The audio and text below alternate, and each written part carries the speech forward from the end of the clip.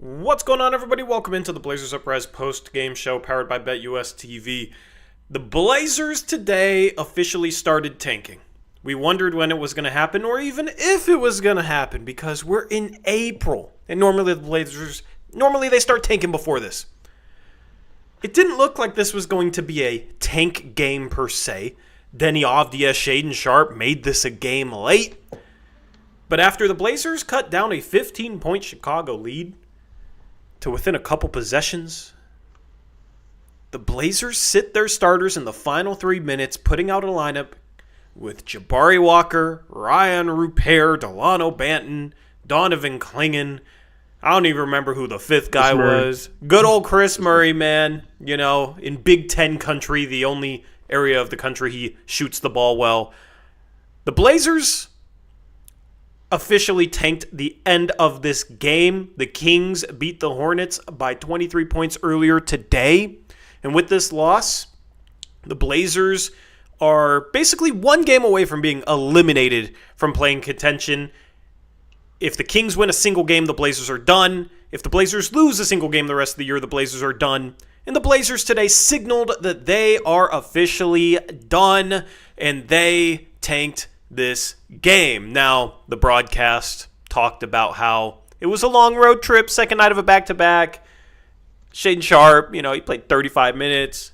Denny Avdia, let me pull up the box score here. He played 35 minutes as well, and he was great again. 37 points for him, 11 boards, 5 assists, only 1 turnover. He was phenomenal.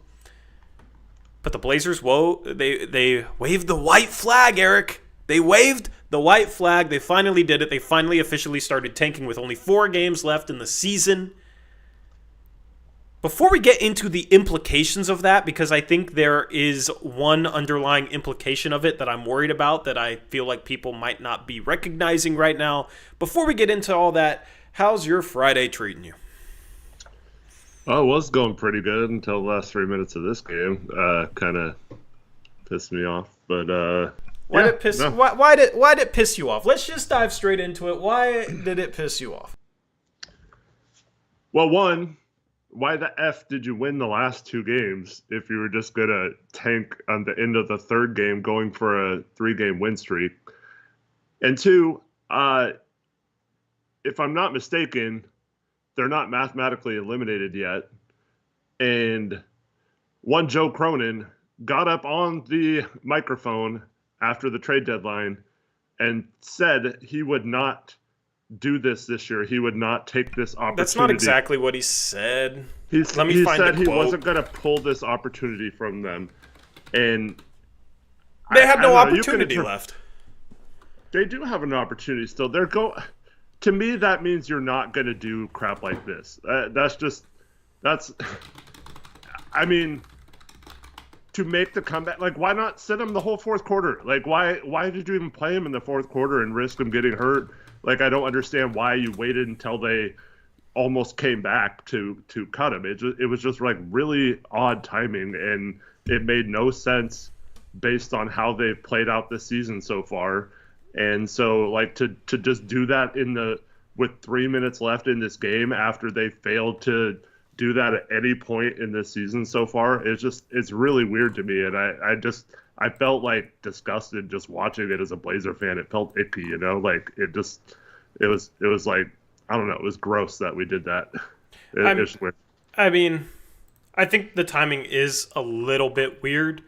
At the same time, they only had to sit 2 guys in order to accomplish that, right? It's not like they sat 5 guys necessarily. They only had to sit Denny and Sharpe really there.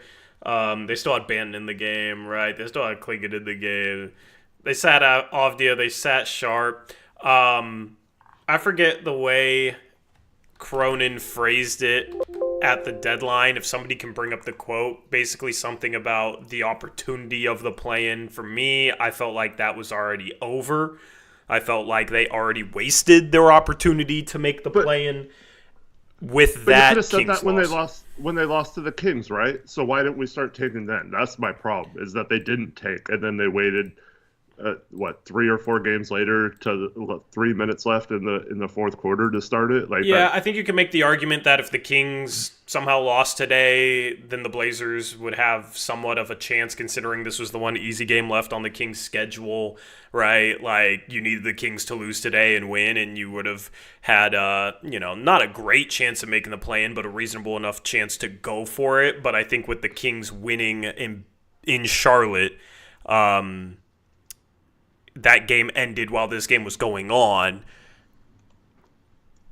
Maybe that played into it. Now, you could have sat them a little bit earlier. Also, it's second night of a back-to-back. Maybe it's something where Cronin gave Chauncey a minutes restriction for these guys. Like, I think the bigger implication of this, Eric, is who made the call. Obviously, it's the front office.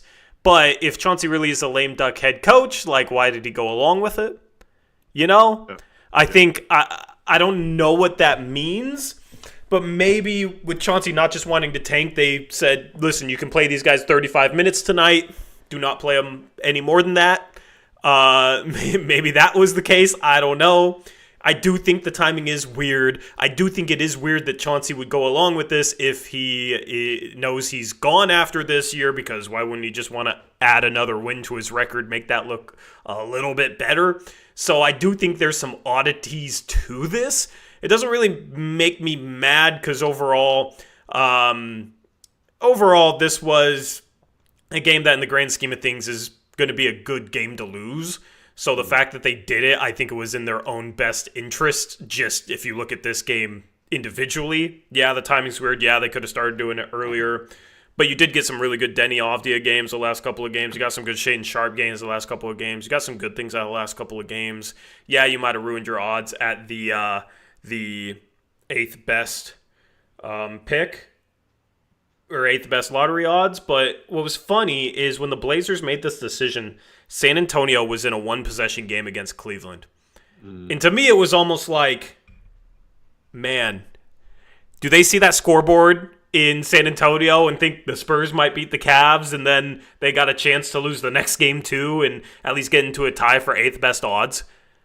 It almost seemed like that played into it as well, if I had to guess. So I think there's some questions that are some very valid questions about the way the Blazers went about this that I do not know the answer to. Like, did that play a factor? Was it a minutes restriction thing? Well, how does it work with Joe and Chauncey? If Chauncey's a lame duck head coach, why would Chauncey go along with it? Those are the questions on my mind. Here's what Casey Holdall tweeted. Quote, sounds like the combination of a back-to-back, it being the end of a trip, and the number of players who have gone down recently due to injuries resulted in limiting some players to no more than 35 minutes tonight.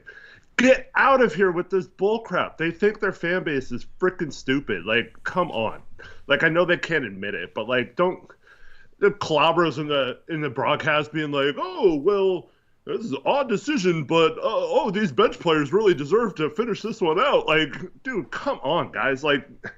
You don't have to call it tanking, but just say, like, look, like, don't make up this BS. I don't think there's anything I honestly don't think there's anything they could have said that you would have been satisfied with, to be honest. No. You just don't like the decision. I respect that. But ultimately, like, maybe it was a minutes thing. Because here's the thing. If you're Joe Cronin and you secretly want to tank, but Chauncey's a lame duck head coach, right? You still haven't talked about a contract extension. You can't just... It's probably really hard to go to Chauncey and be like, yeah, we're sitting these guys. I mean, why wouldn't Chauncey just quit on the spot? You know what I mean? Which is just bad optics. So, maybe that was the front office's way of working around it. Like, only play these guys 35 minutes. I don't know. It's messy. It's weird. It's not something that really pisses me off, though. Why would you set it up so that they have to come out with 3 minutes left in the game then, if that was the case? Because, I don't know, because... Chauncey's really used to playing these guys like 38, 39 minutes in close games. Why 35 minutes, Tori? Why not 30 minutes? Or why play them at all? I mean, you could say that about any decision, though. Like, why specifically this decision? I don't know. But they lost. It was a good game to lose. We'll see if they play them next game. If they go out and play Denny and play Sharpe next game, it's ridiculous. Then that's something that irks me. Dude.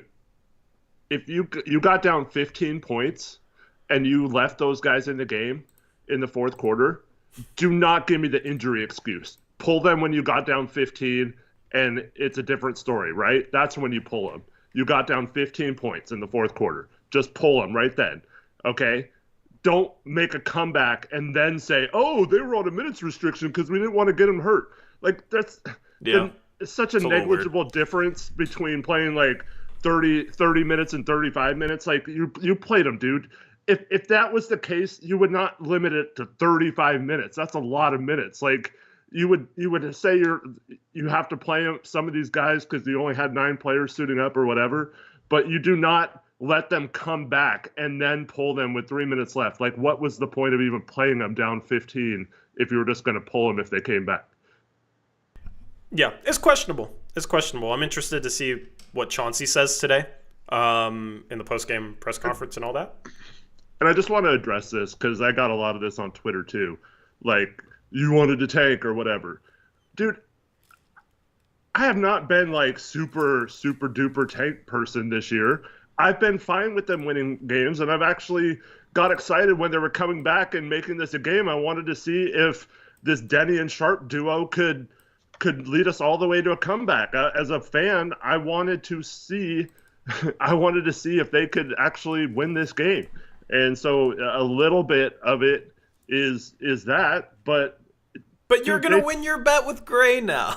But listen, they did not tank, though. They did not tank until 3 minutes left. They have not tanked at all. So this is my problem. If you're going to do this absolute bullcrap, do it like 3 games ago or something where you could have actually been ahead of the Spurs right now or done something to where you actually had better odds. So I just feel like it's not necessarily about this game because I feel like if they played Denny and Sharp 40 minutes on the second night of a back-to-back to try and win this game, we'd be roasting them too. You know what I mean? Like, why are you playing these guys so many minutes on the second night of a back-to-back to try and win what amounts to a meaningless game? So, like, why play them at all? But that's what I'm saying. It's not really about this game. It's about, you should have started tanking earlier, right? Like, is that the gripe? Because, like, would you have been happy if they played Avdia and Sharp like 38, 39 minutes to try and win this game? Like, I wouldn't have been happy with that. Well, we're never happy with that, no. So the problem is, why, like I said, when you got down 15, why wouldn't you take them out then? Because if you keep them in and they come back, then you have to do this bullshit. If you would have kept them... If you would have pulled them then you could have just said, hey, we tried to win this game. They got down 15 in the fourth, and we didn't want to risk injury from there. That's always. Yep. No, I do think when they went down 15, if that was legitimately what they were worried about, it would have made much more sense to sit them then. Like, I think it was silly to play them 35 minutes to try and claw back from a 15-point deficit that at the end of the day you didn't want to come back from. So it's not really consistent. So it is weird. The other thing is too, Tori, like, we talked a lot about this last couple games about with this little few games left in the season, you're not going to do anything winning or losing that's going to make a huge impact on the future. If like, this game was important to lose, and then with San Antonio looked like they were almost about to beat the Cavs, so you could have gained a game on them and created a buffer with the team that's right behind you.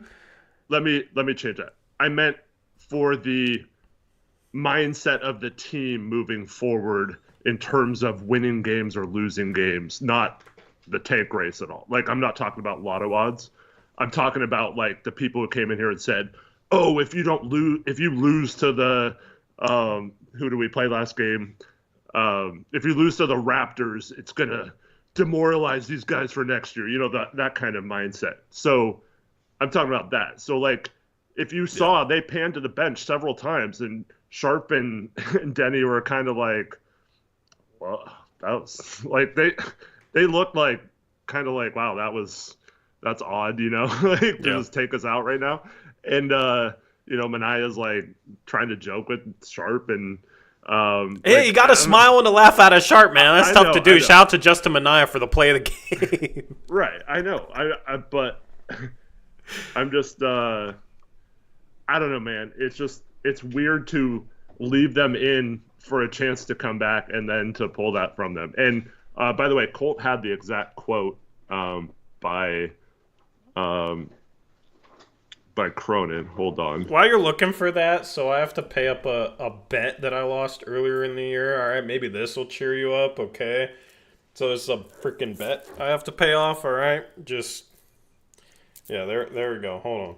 Are you putting on the candy necklace? There we go.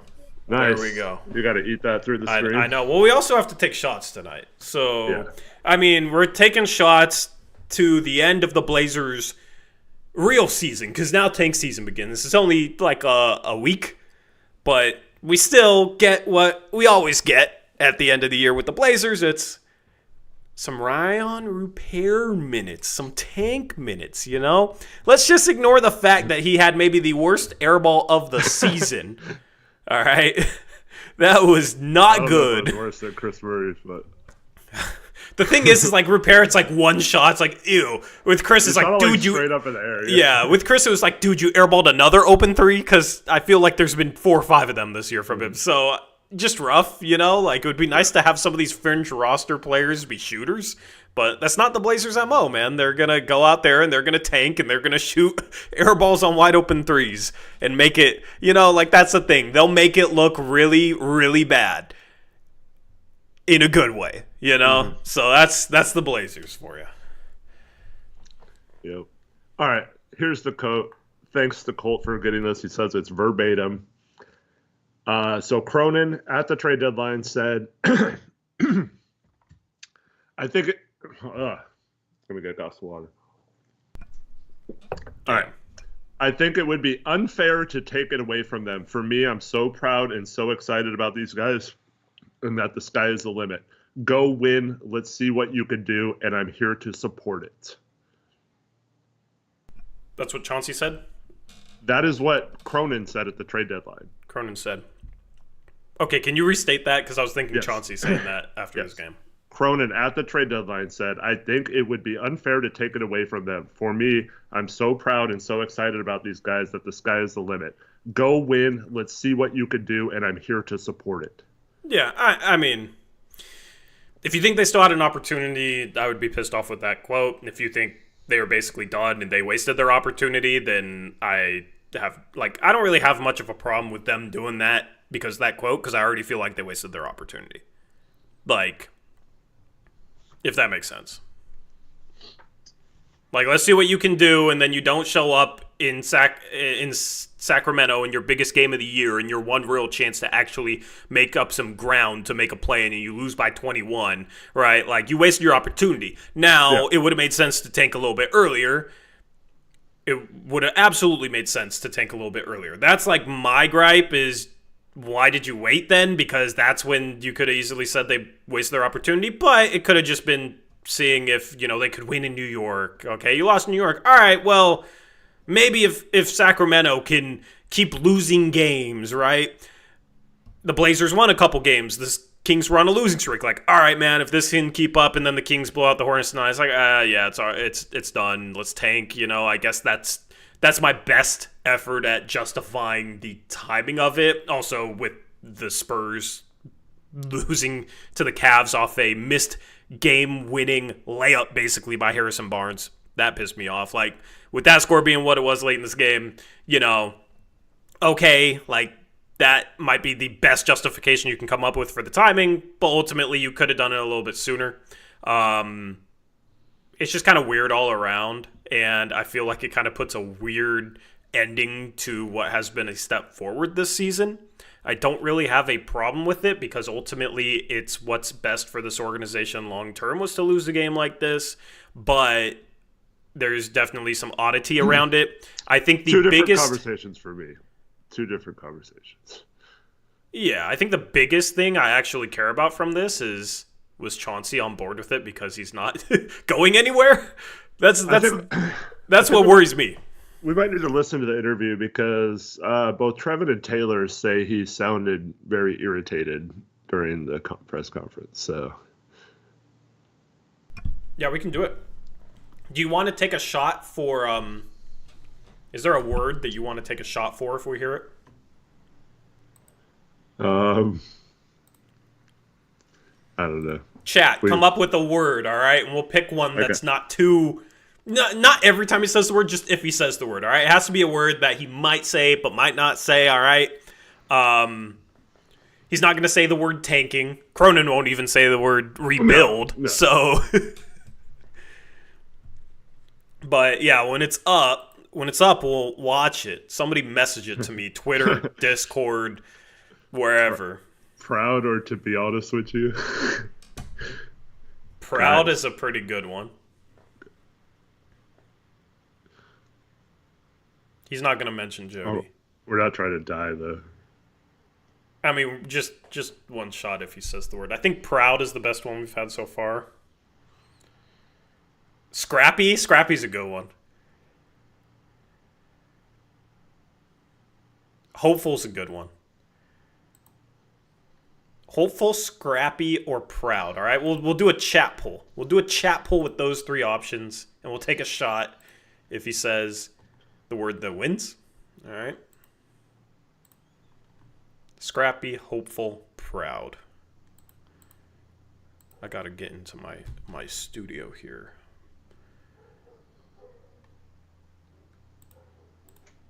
All right.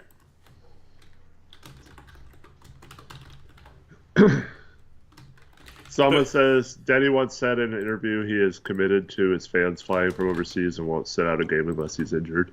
Well, he was added to the injury report right before the game and was listed as questionable, a game-time decision. With thumb soreness, which is the most tanking type of injury you can come up with.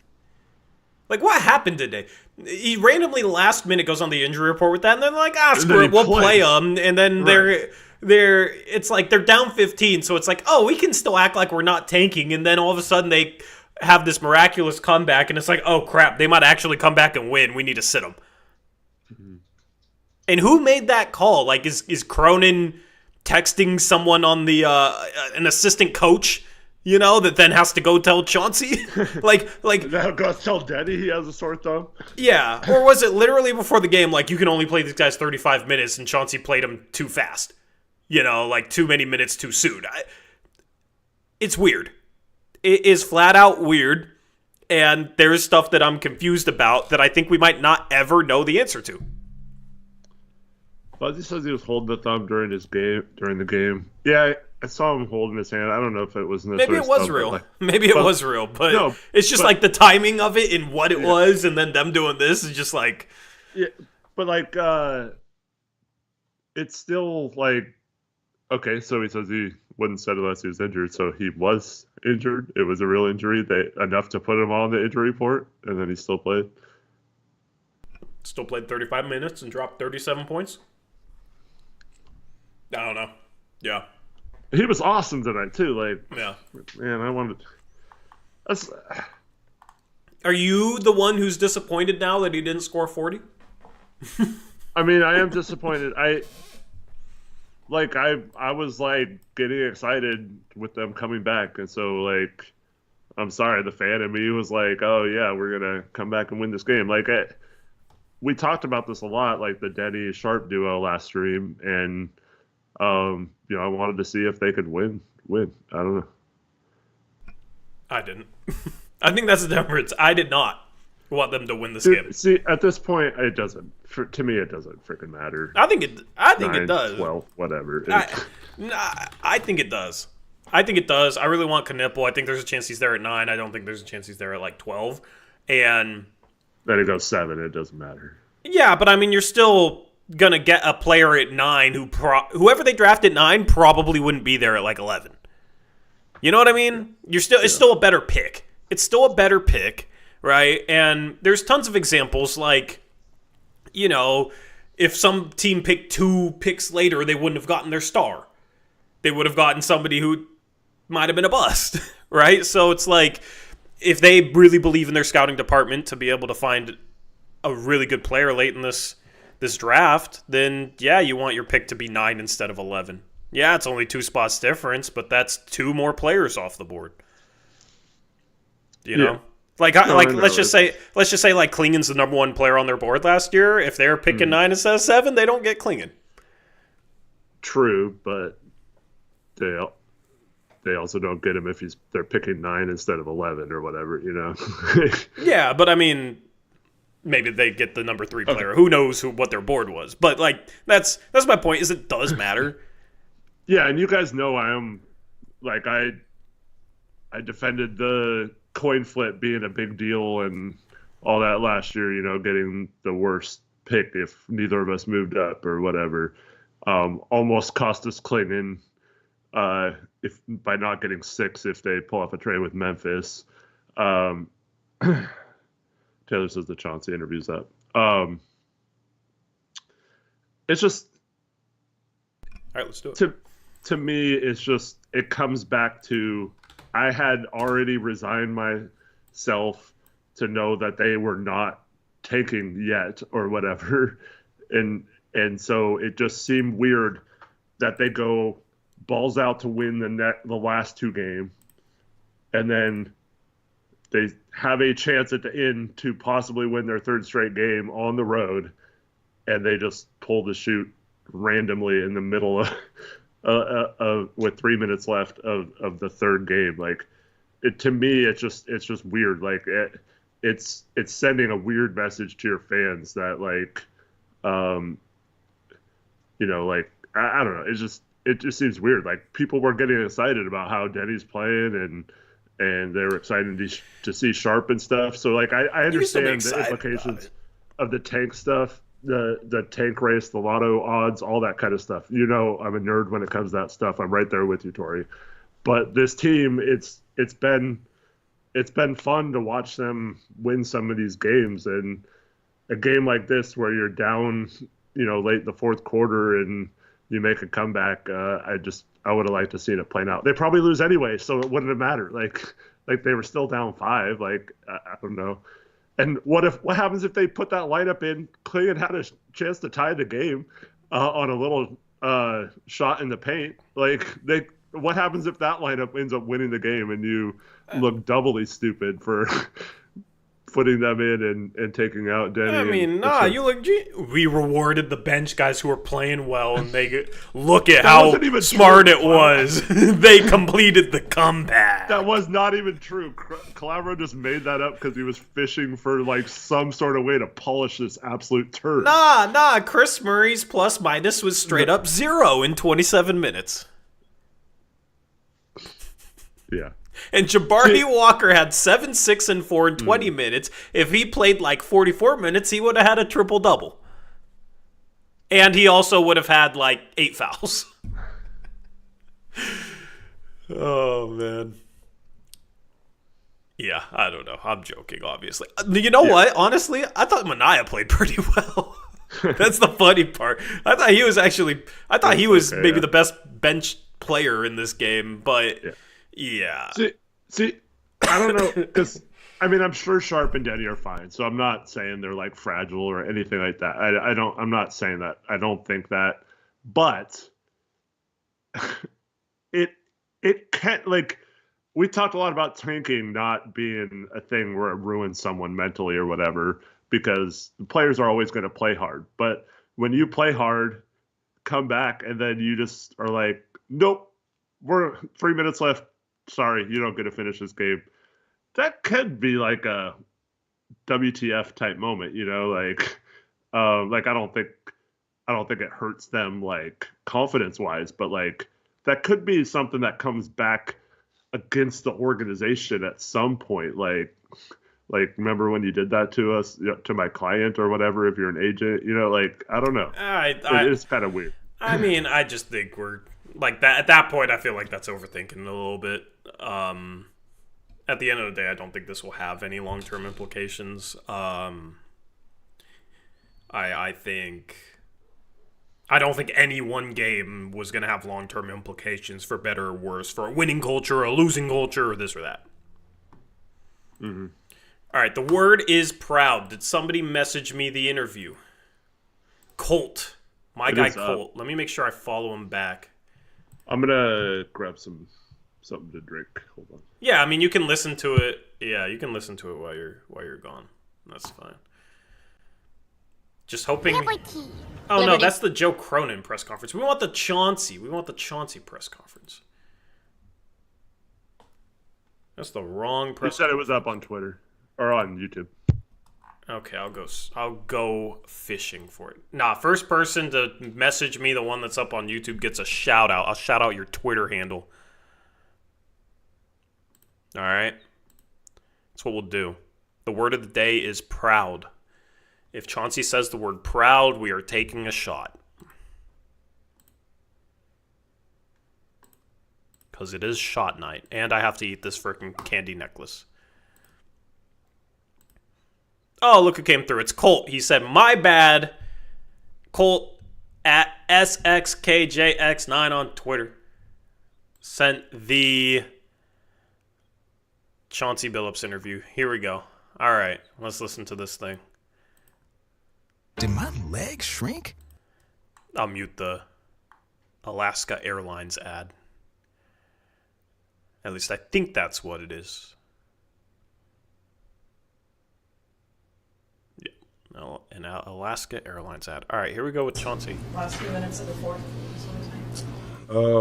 I mean, it was tough. It was tough sled, especially in the last few minutes when Is that a good volume? we didn't have our playmakers in there at the time. The guys that kind of got us to that point. Denny, I thought, carried us for most of the night. And Shaden was good. Delano was pretty good.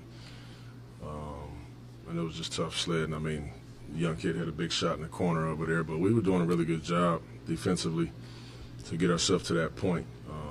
We just didn't have enough offense in there at the end to win the game. What did you think about the way you guys were able to come back? It seemed like when they got up 15 that it seemed like it was, I think maybe they thought it was over, but you guys obviously didn't.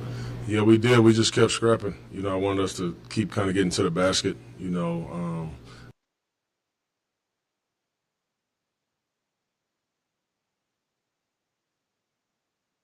Oh, I muted myself. He said scrapping. You guys didn't pick scrappy though. You picked proud. So we're still good. We're still sober. All right.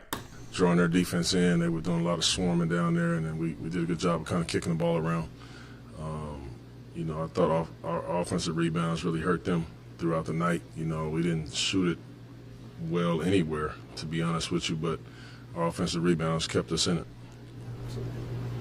How do you kind of come away from this trip then, Coach? I thought it was a good trip. I really do. I thought it was a good trip for us. We played against some good teams on it. I thought we played well for the most part on it. Obviously, getting banged up, getting hurt throughout the trip didn't help at all, But at the end of the day, I thought, it turned out to be a really good trip for us. We got some guys that are really playing well, man.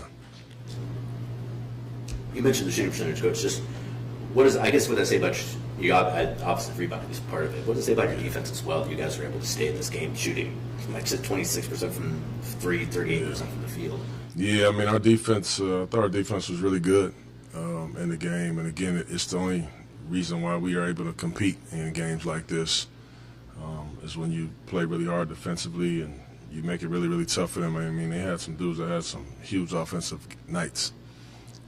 You get 31 from Boots, 31 Kobe, and then Josh had a triple-double, So they had some really big numbers from some of those guys. However, we still right there, with a chance to win the game. So I'm proud of our guys. I'm proud of our defense. No way, man. You guys must have heard that. No freaking way. All right. Eric, what's up? That's crazy. You guys must have heard. You're muted, by the way. You guys must have heard that. Yeah, you guys. They must have heard that and been like, "This would be funny to vote for Proud because he says it in his final 3 freaking words." He said it twice too, Tori. Oh, I didn't even hear the first one. Whatever. All right. Oh God, I don't even have chaser. I'm only gonna take a couple shots today. All right. I got some Smirnoff pink lemonade that's been sitting in my fridge for like 2 months now. So that's what we're on. We're celebrating the end of ethical tanking. Right? Yeah. I got a bunch of random stuff, One Piece. Fireball, Kraken, Bacardi rum. I don't know. Just found a bunch of little shot things. So my question for you, what did you think of that post-game press conference? My biggest takeaway is when he mentions, "Oh, we didn't have our playmakers in the game the last few minutes." Where's the follow-up? Why didn't you have your playmakers in the game, Chauncey? Was that told to the reporters they're not allowed to ask that question, and they all Probably. Why wouldn't? If you're a journalist, why wouldn't you ask that question? because you are lame. I don't know. No, like I don't even. Here's the thing. I don't even necessarily want to go after like the journalists or anything. Yeah. It just feels like it's the Blazers organization, which I do not like. Yeah. You're controlling the messaging to the point. Like I feel like they legitimately control the messaging to the point where they might do stuff like that. I could definitely see that. Yeah. Especially based on like a couple things I've heard before. And I think that's I really dislike that, but also it's smart. Like if we were running the organization, like that's smart. You don't make the media your enemies like Olshey, where they'll spin a narrative about how bad you are. You control them, befriend them, do your best to gain a stranglehold on the messaging, and then you're able to kind of spin things however you want to. And when Chauncey says something like that, there's no follow up because I just don't understand why it's like he said that like he had no power over the decision. So the obvious follow-up to me is why were they out of the game? You're the coach, you know.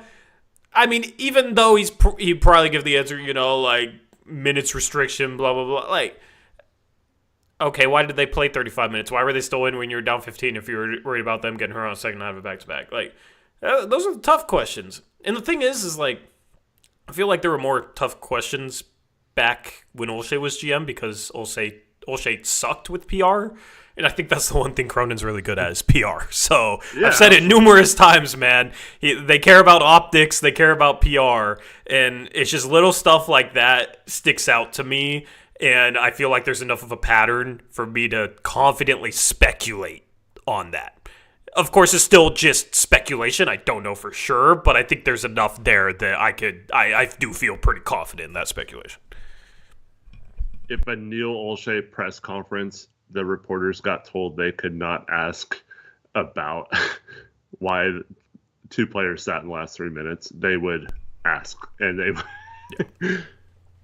they would then say, or if they didn't ask, they would say that they were purposely told they couldn't ask, or that's ridiculous for the organization to try and control the narrative like that, right? But when it's your friend, it's okay. And I completely agree with you. That's like Cronin's best quality, like just controlling that PR, right? Yeah. I mean, they've had people reach out to a writer before, man. Like, I'm not gonna say who or go into any details, but they've done that before. Olshey did get people fired for speaking out against the team and stuff. Like, I don't know. Yeah, it's just a nasty little game. Here's the thing. It's a nasty little game they're playing. If you're an organization, like, you should be confident enough in what you're doing that you can answer any and all questions. And it doesn't seem like the Blazers are that way. And, like, tonight, I don't think they wanted that question. I don't know. It's just very weird. It's just very weird that Chauncey basically implied, like, he had no power over the lineups, and we got, 35-minute restriction, which is just very weird. 35 minutes and you kept playing them when they were down 15? It's just a weird night, and that's just a weird comment, and I don't know what to make of it, to be honest with you. Yeah. But that's why it's frustrating to me. It's like, doesn't really make a lot of sense. But we've talked about this at length. The organization doesn't make sense. So. Yep. I'm also kind of sick of, like, it's just like GM and coach speak. Like, okay, cool. You could say that about anything they say to justify it. Yeah, true. Talk about whatever you want to talk about. I'm going to take this shot, and I'm probably going to need like 15 seconds to recover. This is the second one. No, it's the first one. I haven't taken one. Oh, you haven't? Oh, yeah. I've been working my way. I got no chaser out here, bro, and I'm doing my second one right here. Oh, well, you're just different. Don't drink too much. All right, we got a rec game tomorrow. All right, so let's just. As I hear you drink more. I had to take the 2 shots because Chauncey said proud twice, so I had to. No, it's not per word. I established that. Okay, I'll probably take 2 shots tonight. I'll drink some Smirnoff. I'm doing it for the people because he said it twice. I'll take 2 shots. Okay, well you can do It won't. That can be you. There you go. You're the people's chief. But that was disgusting. The what? Ugh. The what? Bacardi, the straight Bacardi. Ugh. What is Bacardi? Rum. Yeah. I usually like rum, but taking shots of rum is kind of. Ugh.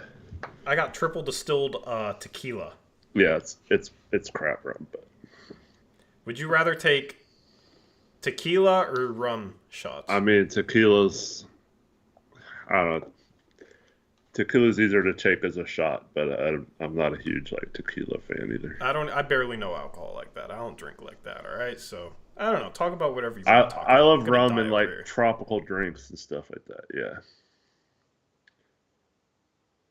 Yeah. Well, okay. Yes, I know you can mix rum with pineapple juice or whatever to make it taste better, but that wasn't that bad actually.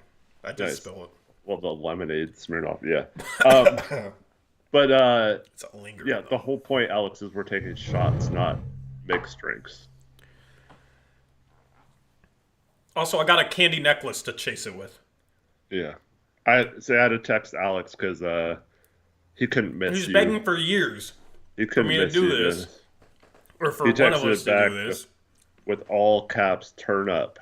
Turn up, yeah, hell yeah.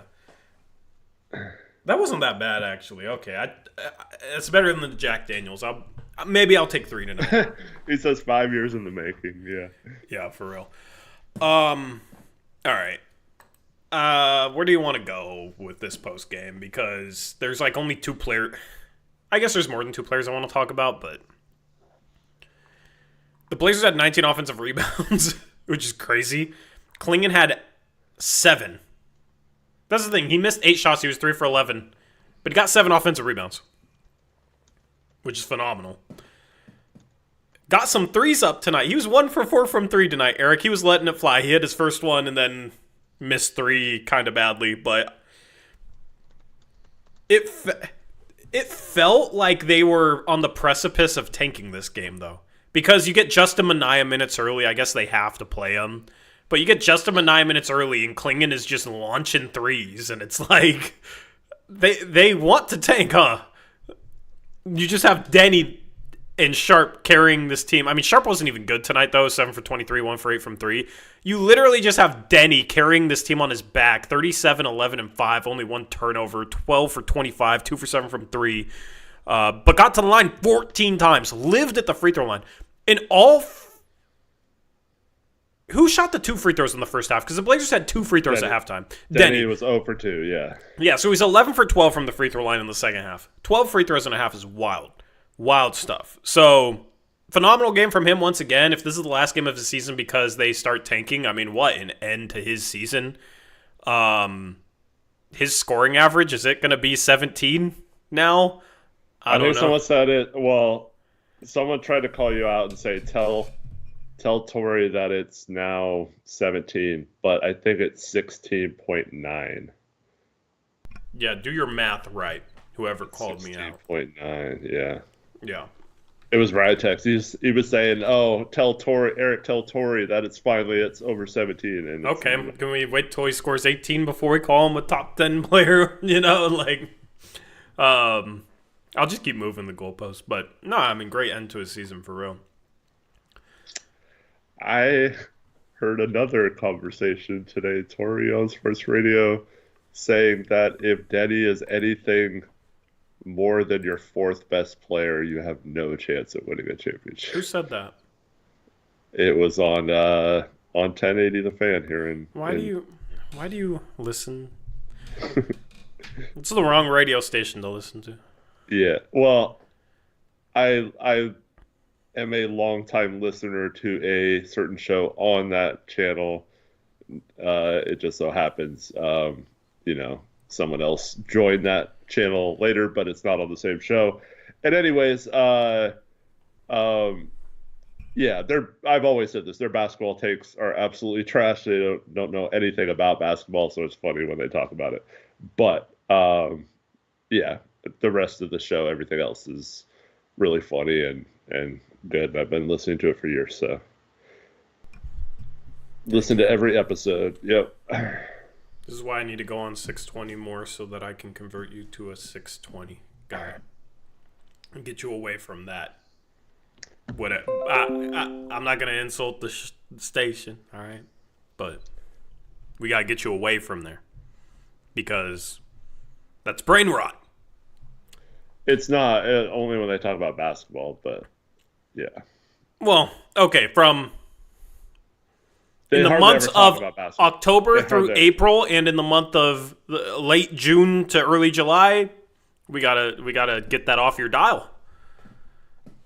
We gotta get that off your dial. And like August, September, there you go. All right, this is like parental controls, but for radio, and just so Eric doesn't have to hear terrible takes like that, man. Well, he can be your third best player on a really good team, man. I mean, the what are we best talking parts of the show I listen to are they don't talk about sports the whole show. Like they talk about a lot of other stuff too, so it's funny. pop and like culture? no, like yeah, just like weird things that happen and yeah, Yeah. stuff like that. Yeah. We got a comment. I'm not gonna read the comment actually, but Miles Martin had an interesting comment in chat. That's all I'll say. It's weird. This whole game was weird. This whole night was weird, and I don't even know what else to say about it. Denny played great once again. I mean, he just gets downhill at will.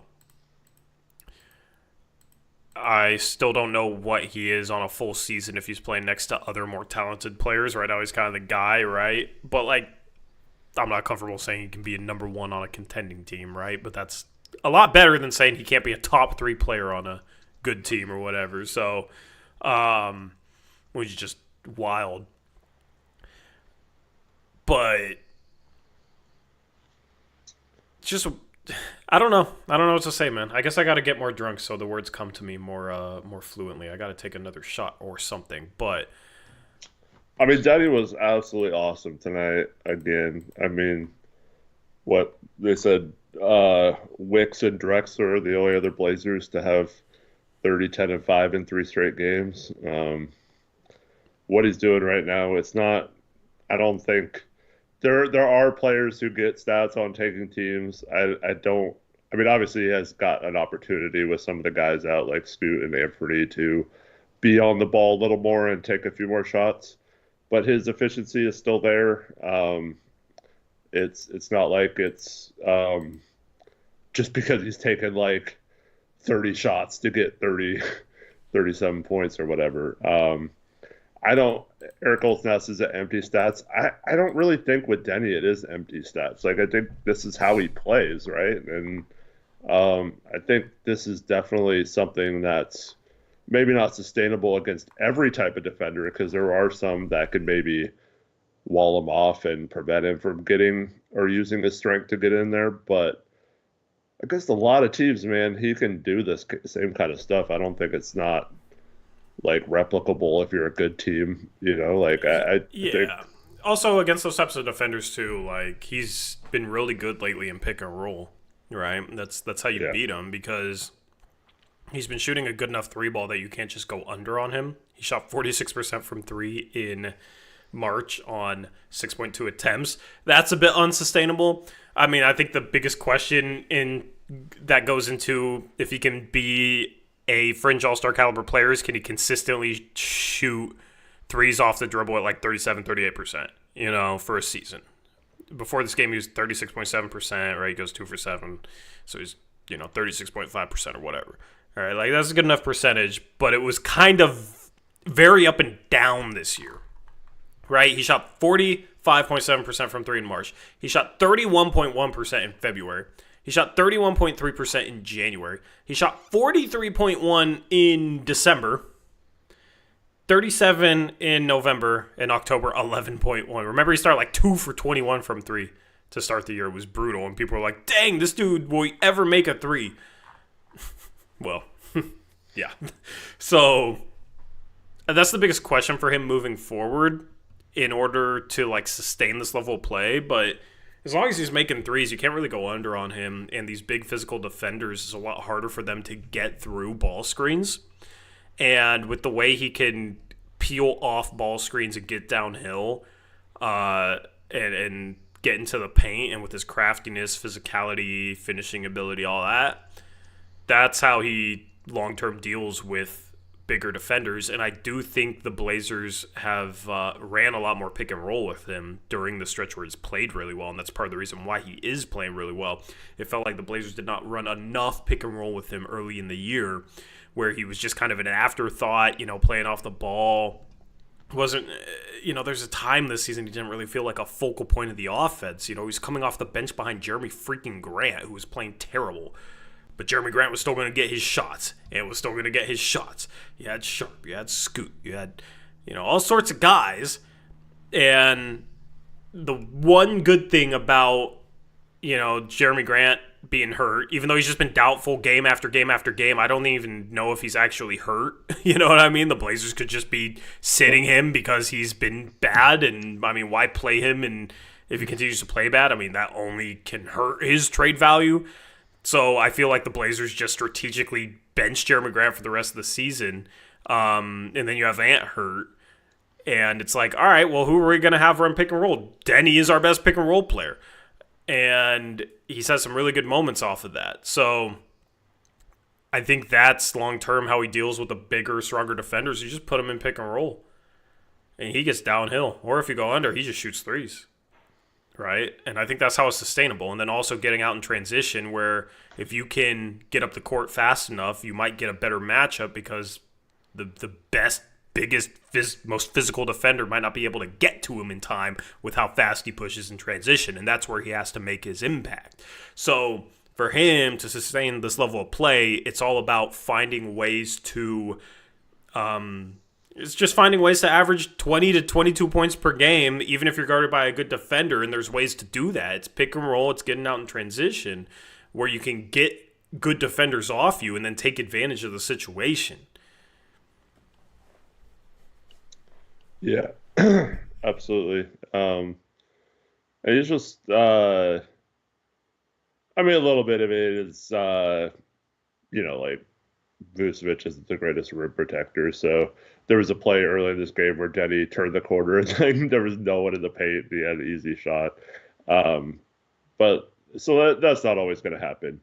But this game was like in the 20s already with like 6 minutes to go in the first. It was a pretty high scoring game and it had a pretty fast pace to it. And then the Bulls really did a good job of kind of slowing us down a little bit from there on out. But they still were able to play fast, but they're somehow able to slow us down on offense. But yeah, Denny, man, like you said, he's doing such a good job of just controlling just the offense, and like his passing is good. I feel like he's seeing the floor well. He's seeing where to attack really well. He seems to like, he's still kind of, it's the same thing I said about Scoot. There's like several times it almost feels like he's about to travel or turn the ball over or something, but he sometimes just like comes out of a group of players and like gets a wide open lay-in. Like he has a knack for just like squirming through the defense and finding a way to get to the rim. And man, I'm really excited about having him on the team for at least 3 more years. Yeah, absolutely. Absolutely. Sharp today really struggled. It was very disappointing to me after his 2 big games. He missed some layups that he's been making at a really high level. 7 for 23, 1 for 8 from behind the arc. He was 6 for 15 inside the arc. 6 for 15. Only got to the line 2 times. His finishing had been unreal post All-Star break, so it was bound to have a little bit of a downturn, but didn't really make his mid-range shots. I felt like he took a lot of bad threes in this game. Like, he wasn't making them, and he was shooting those ones where it wasn't really open. He was shooting them anyway. Yeah. I wanted him to drive more on those, and he didn't really do that a lot in this game. So, yeah, kind of a disappointing game from him. But second night of a back-to-back, tired legs, all that maybe contributed to that. But yeah, definitely was hoping to see him continue his hot stretch. Unfortunately, tonight just wasn't the best shooting night. Yeah, he has to figure it out from behind the arc, man. That's the biggest thing. And it's funny because as a rookie, that was like the one thing he did pretty decently. And it's like everything else has gotten better, and that's gotten worse. I think you can chalk that up to, like, I don't know what the exact percentage it was, but it feels like just about every single one of his 3-point shots his rookie year were catch and shoot from the corners or, wide open, or, didn't have to step back or have like a weird off the dribble type bad spacing with his feet type 3-point shot. It was all just set yourself up, get the ball, shoot it, right? So as he's progressed, it's become a little harder for him as he's had to start hitting tougher threes, being guarded more, and on the move, off the dribble, that kind of stuff. But I don't like him shooting as much as he did when he's not hitting them or when he's not locked in from 3. Like, he had horrible balance on his 3-pointers, especially in the first half. Like, it felt like they weren't going in before he even shot them. Yeah. Yeah. He has to find a way to get to the line more, man. He shoots 23 times and only has 2 free throw attempts. That's not good enough. I know he got a technical in this game. I kind of like that. But he has to... I just think he has to get stronger with his base. Because when you're stronger with your base, you're able to dish out more force on drives when you create contact. And that can actually lead to you getting calls. And I think we see that all the time with Avdia. Sharp, a lot of times when there's any contact on drives, he ends up a little off balance. He's not able to actually create contact, right? He has to get stronger with his base, his upper body too. But like lean muscle, you don't want him to get too heavy where he's not jumping as high, right? Because you gotta find a way to catch Delano Banton's lobs, right? So. Jeez. That was so bad. Oh my. How do you throw such a bad lob to Sharp, like on a 2-on-1 fast break, bro? With what happened at the end of the game, I completely forgot I was going to mention that. Yeah, bro. It was almost like he wanted Sharp to have a huge highlight, so he tried to throw it like 12 and a half feet in the air and and he threw it late too. Like, but yeah, you don't want Sharp to get too heavy. You want him to be stronger, but you still want him to be light enough, athletic, all that good stuff.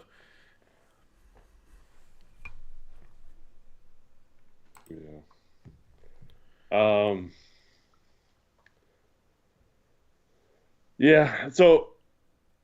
mean, you kind of answered the question I had. I wonder how much he can strengthen his base without kind of affecting his hops a little bit. I don't know what the answer for that is. Strength can help your vertical. Mm-hmm. But like, is it functional strength? I don't know. But He has to get to the line more, and he has to make more threes. That's the key to him becoming a star. Well, he should have gone to the line one time on the and one where he got the tech.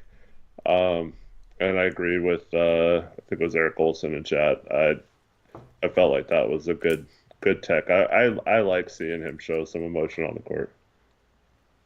Yeah. Ugh. Damn. Okay, I'm 2 shots in. That tasted so much worse than the first one. God, I need chaser, bro.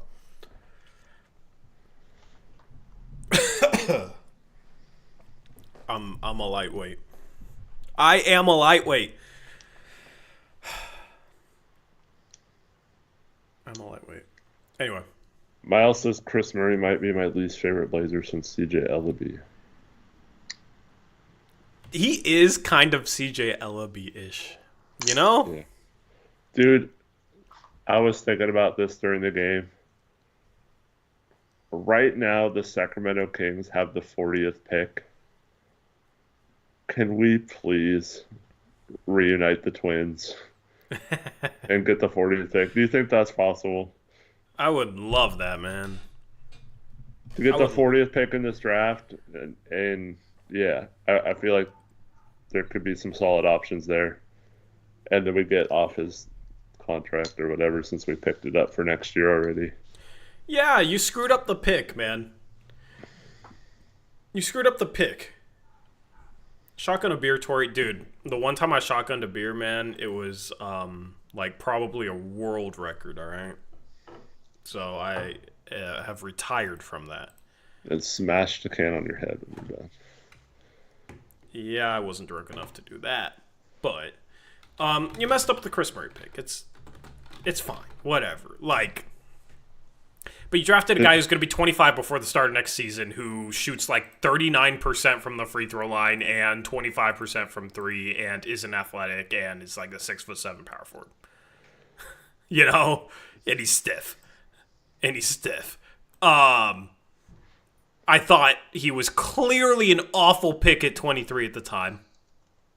Clearly an awful pick at the time.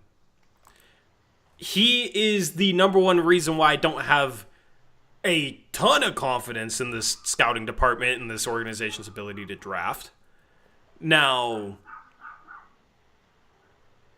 wait, you have a dog barking? I don't know. This dog's popping off outside my window, man. Oh, it's outside. I was like, what the? No, I don't have a dog. Did you get a dog, Tori? No, I don't have a dog. But there's a dog popping like off a out little there. dog. Yeah. Little dog. No, I just got the cat. Small dog, I just big got bark. the cat. Maybe I'll go get the cat. Although the cat won't like the dog. So, but what were we talking about? What was I talking about? Chris Murray. Oh, dude. Yeah, if you can trade him for any second round pick, I think you do it. Why not? Just take a chance on someone that might be Jalen Wells if you're really lucky. Like, otherwise, it's like he's never going to help. I don't think he's ever going to help this team win games in the playoffs. Dude, Steven texted me like he said maybe Steven won't like me sharing this text on stream, but I thought it was pretty funny. And I also agree with them, okay? You want to know what he texted me, like, right after Chris Murray's airball? He said, if Chris Murray was 6'4", peak Steven may be able to beat him one-on-one. That's how skilled he is.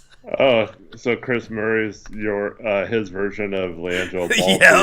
Yep. I was like, dude, I don't even disagree, man, because Steven was pretty cold back in his day, all right? I said, I believe you. Yeah.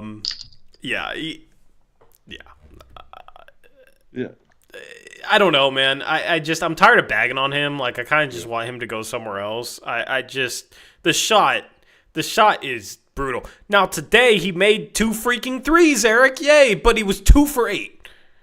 Yeah. You got them up. You got him up. Shout out to him. He got him up, man. But on the season, 39.6% from the free throw line, 24% from 3. I know the broadcast recently said, oh, he's bound to figure it out. He's a good 3-point shooter in college. He got worse. He shot poorly as a rookie and somehow got worse. I also would like to not have the Cedar Rapids segment moving that too. forward next year. Yeah. I don't know, man. Like, sometimes I feel like I'm more accurate when I dislike who the Blazers pick than when I like who the Blazers pick. Like, I don't know. Rest in peace to Caleb Swanigan. I did not like that pick at the time. His game just didn't translate, right? Chris Murray, I hated maybe more than any pick recently, at least in the last, 7-8 years. Yeah. He only shot 34.8% from three in college and shot under 70% from the free throw line in college. He didn't even shoot that well in college. Yeah. So I think the way the Blazers are going about the end of their roster is wrong. Yeah. I think you let Banton walk this offseason. If you can get anything for Chris Murray, even the late second round pick, you do it. And you just take a chance on somebody else, You take a chance on somebody with upside that probably has a lot of flaws, but why? It's better than this. Can't Chris play defense? Yeah, but you can find a bunch of people that can play defense and shoot 24% from three. It's not enough. It's just simply not enough. I'd rather go get a Cohen Carr, Eric. I'd rather go get a Cohen Carr who's a supreme athlete that can play some defense, and he's shooting 33% from three this year on half an attempt per game, and he's 6'6", but he has a 44-inch vert. You know what I mean? At least he's athletic. And he could come into the league and be a better shooter than Chris Murray. I mean, Ryan Dunn came into the league and was a better shooter this year than Chris Murray. And he was horrible as a shooter in college, right? But he's an absolutely elite defender. And he was taken with a later pick than we drafted Chris Murray with. What's Ryan Dunn's percentage right now? 31%? It didn't fall off. I mean, it fell off to 31%, but Chris Murray's 24% would be another fall off, Yeah, 31.4%. He was 42.9% from the free throw line. But even that free throw percentage is better than Chris Murray's. Yeah. So it's just, you messed up a first-round pick. I don't really know what the Blazers saw. And I hope that it wasn't, Keegan was really good as a rookie, and this is his twin, so let's draft him. I hope it wasn't that at all. I hope that wasn't any part of the calculus for them. You literally got nothing back for Josh Hart. It's a bummer. At some point, I think people are going to have to really question this front office's ability to get back valuable things for their veteran role players, because they haven't been able to get anything back for Jeremy Grant. They haven't traded Robert Williams, right? They basically used Malcolm Brogdon as pure salary filler, where the Wizards did not value him at all. They didn't even trade him for anything at this deadline. He was hurt almost the entire year, and now was going to be a free agent and probably go somewhere else. So you didn't get anything back for Brogdon. You basically got absolutely nothing back for Josh Hart. Okay, you still have Jeremy Grant on your team, and I think they're purposefully sitting him right now. He's doubtful game after game after game after game, and I don't blame them for sitting him, right? You didn't get back anything for him, and you now have one of the worst contracts in the NBA that you willingly gave him, okay? At what point is it man, you give up Norman Powell for nothing? You gave up Norman Powell for Eric Bledsoe's dead money. At what point is it man, this front office has no idea how to extract value for their veteran role players when they sell them? This front office has no idea how to sell. You just complain about everything. I heard that tonight again. I mean, what do they have to show for Norman Powell, Josh Hart, Malcolm Brogdon? Malcolm Brogdon did not get you Deddy. The 2 first-round picks did. Okay, you literally got nothing for those three guys. You're going to get probably nothing for Robert Williams. He's legitimately hurt again. And Jeremy Grant is a negative value. Jeremy Grant, Norman Powell, Malcolm Brogdon, Josh Hart, and Robert Williams III, their net value might be negative because of Jeremy Grant's contract, and you got back nothing for those guys. How the hell is that possible?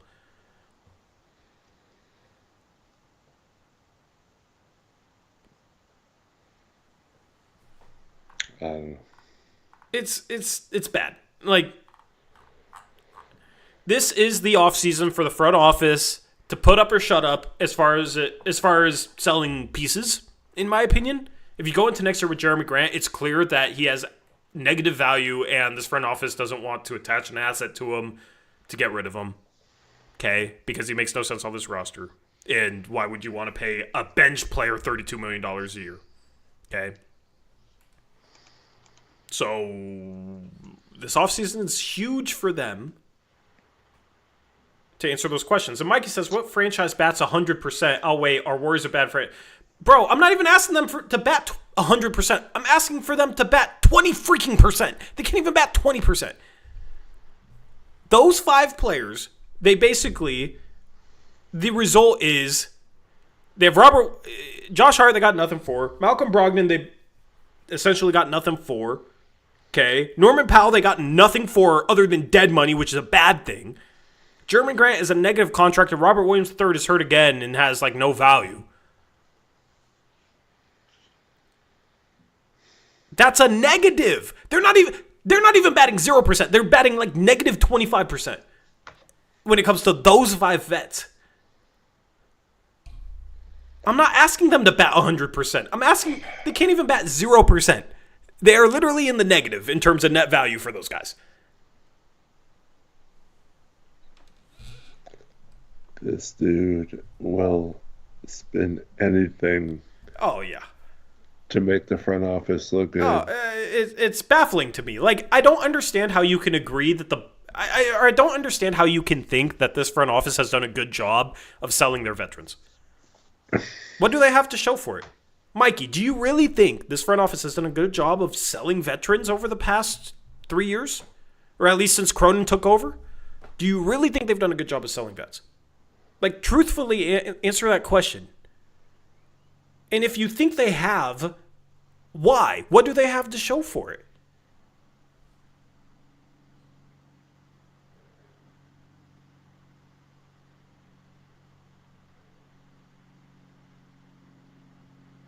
I'll await the answer. Maybe I'll take another shot while I await the answer. It's been a problem for this front office. It's okay to admit that.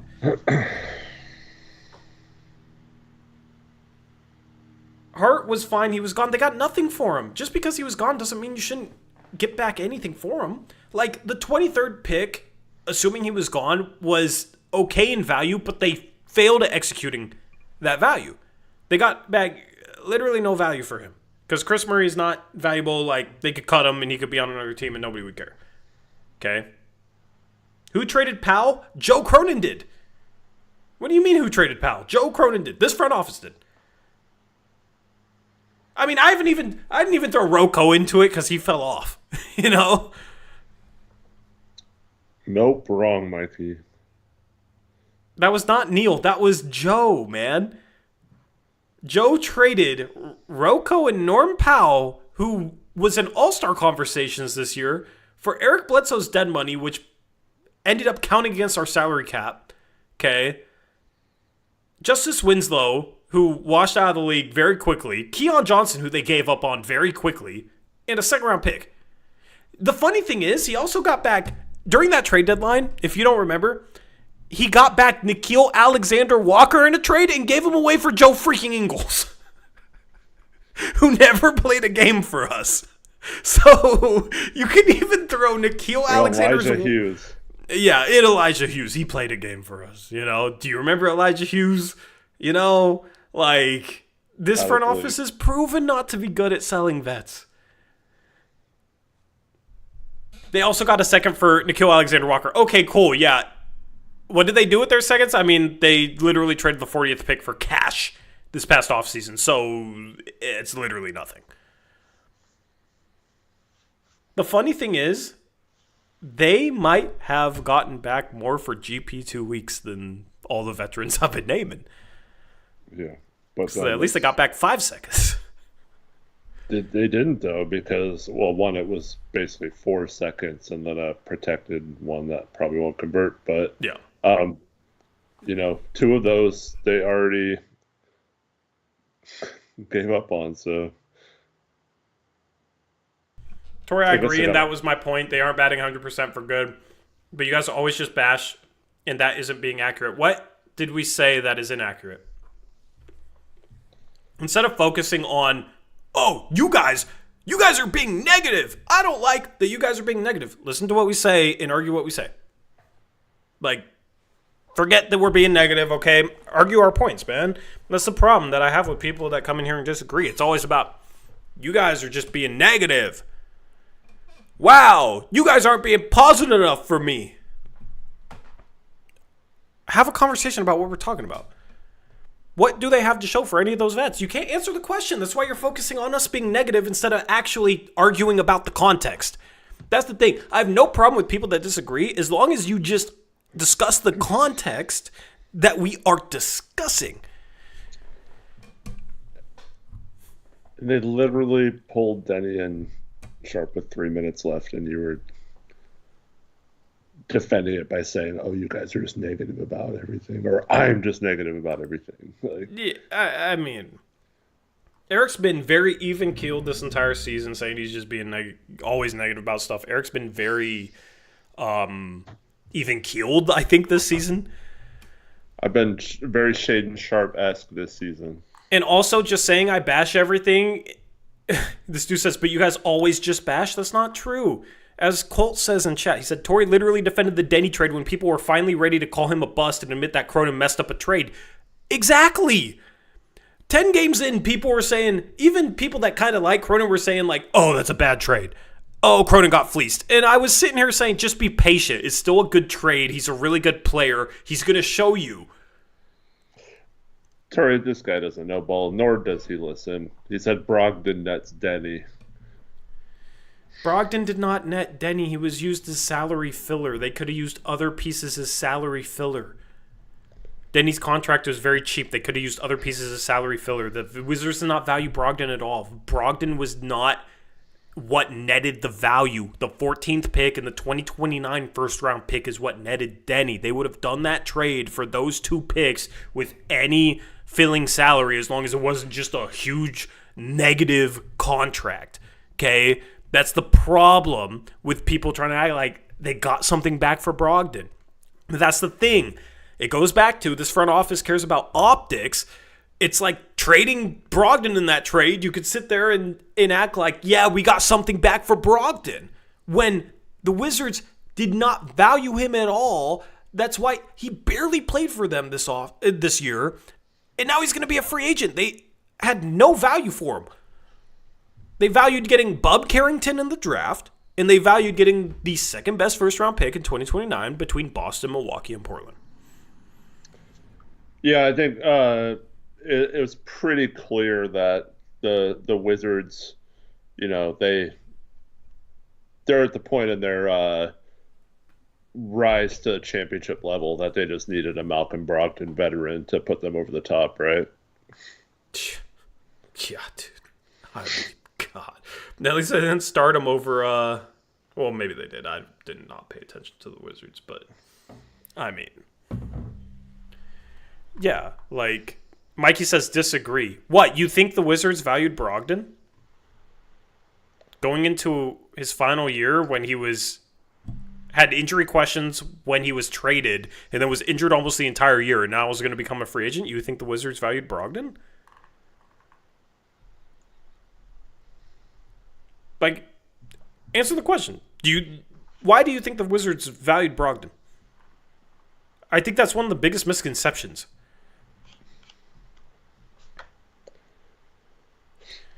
And he said, no, I said for Hart League knew he was gone. Nobody would have gotten anything. The thing is it wasn't necessarily as much of a problem in terms of what they got back initially, getting back the first round pick by New York. I think it was around 18, 19, 17, I forget. But like that was okay. That was acceptable. It wasn't a problem with the initial trade. It's the problem that they took Chris Murray with the pick. That was the problem. They took Chris Murray with the pick. They did not actually execute the Josh Hart trade in a way that provided them any long-term value. That was the problem. Okay, and you can say Josh Hart is gone, but here's the point. I don't know how to best get this across, but just because a player is gone doesn't mean that you don't have leverage. If it's a player that's good enough that a lot of teams want him, that's called a bidding war. That's called supply outweighing demand. You could freaking look at basic economics as far as that goes, right? Like, yeah, okay, the Blazers have to get rid of him, but if you have 5 people bidding for him, that's going to raise the price. And Josh Hart was a good enough player that it wasn't just, oh, only one team in the league is going to want him and you're just going to have to accept whatever they're going to give back. Okay? But like I said, it wasn't a problem with the initial trade. It was a problem with who they took with the pick. I also, Tori, I cannot stand when people say when Joe Cronin waited until the last year or the last trade deadline of his contract to trade him. Why don't you trade him in the offseason then if he doesn't want to be there? For sure gone. Yeah. So a team has the whole season with him. Instead, Joe Cronin is up there saying we want a whole team of Josh Harts, not we need to trade him. And you know what Josh Hart said prior to that trade? He said he just wanted to be somewhere he could be long term. Yeah. And the reason why he didn't want to be in Portland is because the Blazers didn't want to pay him. If the Blazers wanted to pay him and sign him to an extension and he could be here long term, he would have stayed here. Because if we let him just go to free agency that year, he doesn't get – it's going to be really hard for him to get anything more than the mid-level exception because most teams that would have signed him couldn't offer more than that. So it was the same problem that he had when he was a free agent the first time and why his contract was kind of low.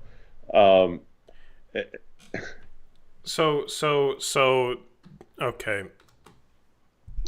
The guy in chat saying he wanted to be in New York City. Okay, what is your source? So what is your source for that information? Because I feel like it's just revisionist history. After he was traded to New York, he was like, oh, yeah, this is where I want to be, and my wife wants to be here in New York and all that stuff. That happens all the time. Almost every player says that about their new team. Like, yeah. Yeah, but here's the thing. Here's the thing you're missing, Mikey. Here's the thing. The initial trade wasn't bad. That's not the point. The initial trade was fine. Okay? You're arguing that, like, okay, he couldn't get back more in the initial trade. I'm not even saying the initial trade was bad. I'm not even saying that. I'm saying they did not execute what they got back for him. Also, why not? Why did you even trade for Josh? Like, why didn't you flip him as part of that trade anyway? He had value then, too. Like, why even bring him onto your team if the plan was just get rid of him? But this is the problem. This is why. Like, Portland mismanages their assets, and then they end up signing Jeremy Grant to this contract, still have a way to get out of it with some value, and then they wait and kick the can down the road, and now it has negative value, and it's going to be hard to trade most likely. So this is the problem. You're defending Joe for literally putting himself in a situation where he has to trade someone like Josh Hart for little value, or Norm Powell for little value, or Jeremy Grant for negative value. You're literally giving excuses for Joe Cronin being the reason why those players do not have value. Yeah. So the thing is I don't even think we disagree as much as you think, Mikey. All right? Okay? The Hart trade was fine. Yes, the trade was fine. The pick was terrible. Okay? The Powell trade was bad. Absolutely. Okay? But what about the Grant thing, man? And why hasn't he traded Robert Williams? Why is Jeremy Grant the third best forward on a team that's been rebuilding and making $32 million a year? He is a negative contract, and Cronin gave him that contract. He should have sold him by now, and he didn't. And now he's lost value which goes directly towards my point that he's not good at selling veterans. He's not good at selling pieces. Right? And we can disagree on, if the Wizards valued Brogdon. I don't really see how you can say that the Wizards value Brogdon at all. But like that's the point is, okay, if we agree that the Josh Hart trade was initially fine, okay, fine, we agree on that. They screwed up the pick. They failed there, okay? The Norman Powell trade was bad. Okay, we agree there, okay? What we seem to disagree on is the Wizards valuing Brogdon. I don't think they valued him at all. Okay. I don't understand how you think the Wizards valued Brogdon in a rebuild when they got back nothing for him and they're just going to let him walk in free agency. Okay. And then what? Do we disagree on Jeremy Grant? Do you think he's a positive asset right now? So just wait till the summer. Yeah. That's what you always say. That's what you people always say. Wait. Just wait. Cronin's going to get... Yeah. So, okay. We're going to show you this summer and then, yeah. So they wanted a vet point guard. Okay, if they valued Brogdon so much, why did they go out and get Marcus Smart then? If you think they wanted a vet point guard and that's why they got Marcus Smart, why did they go out and get Marcus Smart if they valued Brogdon that heavily as that vet point guard? Right? Well, okay, we disagree on that. Do you think Jeremy Grant's a positive value right now? And why do they still have Robert Williams on the team? Like, I don't really think we disagree on that much. You want to spin it positively because you like Cronin, and we're just spinning it how we see it, which is fine. But you're so wrong about Brogdon that the Blazers actually had to give up second-round picks in that deal for them to take Brogdon because he made more than Denny and saved the Blazers so much money to get under the tax, so they weren't a tax team coming off a season with 21 wins. Like, that's how wrong you are about Brogdon. Yeah. Blazers actually had to include more value pick-wise just to get them to take it. Listen, you can think that the Wizards loved Malcolm Brogdon and he was a huge piece in that trade. Whatever. Yes, we bash Cronin. We bash Cronin when we don't like his moves. I supported Cronin's trade for Denny. We both like the Denny move. I don't know why you think of that and here's the thing. The one move that I've really taken Cronin's back on was clearly his best freaking move of his entire tenure here as GM. It's almost like when he makes good moves, we'll call it as such, and they end up being good moves. Buyer Cronin's been okay. Seller Cronin hasn't. Yeah, that's the whole point. Is like, I don't have a problem with buying. Like, the way you set up the Grant trade was fine. The Grant trade package for how good Grant was at the time was pretty solid. And then buying Denny Avdija was pretty good. I don't think it's a problem with him buying. Okay, but if you think we always bash Cronin, then how can we sit here and say it's not a problem with him buying when we think he's fine as somebody that's buying pieces? Okay, because that doesn't line up with us always bashing Cronin, so you're talking out your ass. Okay, the problem is with selling. The problem is with selling pieces. Do you think, he says, if Grant is not moved this summer equals bad? Well, okay, if they attach an asset to him to get rid of him, that's also bad. If they get rid of him for nothing, that's probably also bad, because why did you waste all your time with him on this roster taking minutes away from young players? They have to get something for him to justify even giving him that contract in the first place. So in order to justify him as a seller, he has to get something back that's meaningful for Jeremy Grant this offseason. That's basically what this offseason comes down to if you want to try and say Joe Cronin is better at selling than me and Eric act like. He has to go and sell Jeremy Grant for some sort of positive, meaningful value. This is the problem with people like Mikey. No matter what Grant is traded for, he'll come back and say, see, Cronin traded Grant.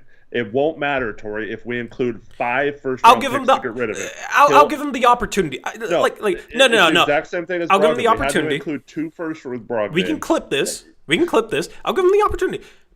If he trades Grant for nothing or trades Grant for negative value, and he can come back here and keep his word, or he won't. Like, whatever. At the end of the day, like, that's what it comes down to. Okay?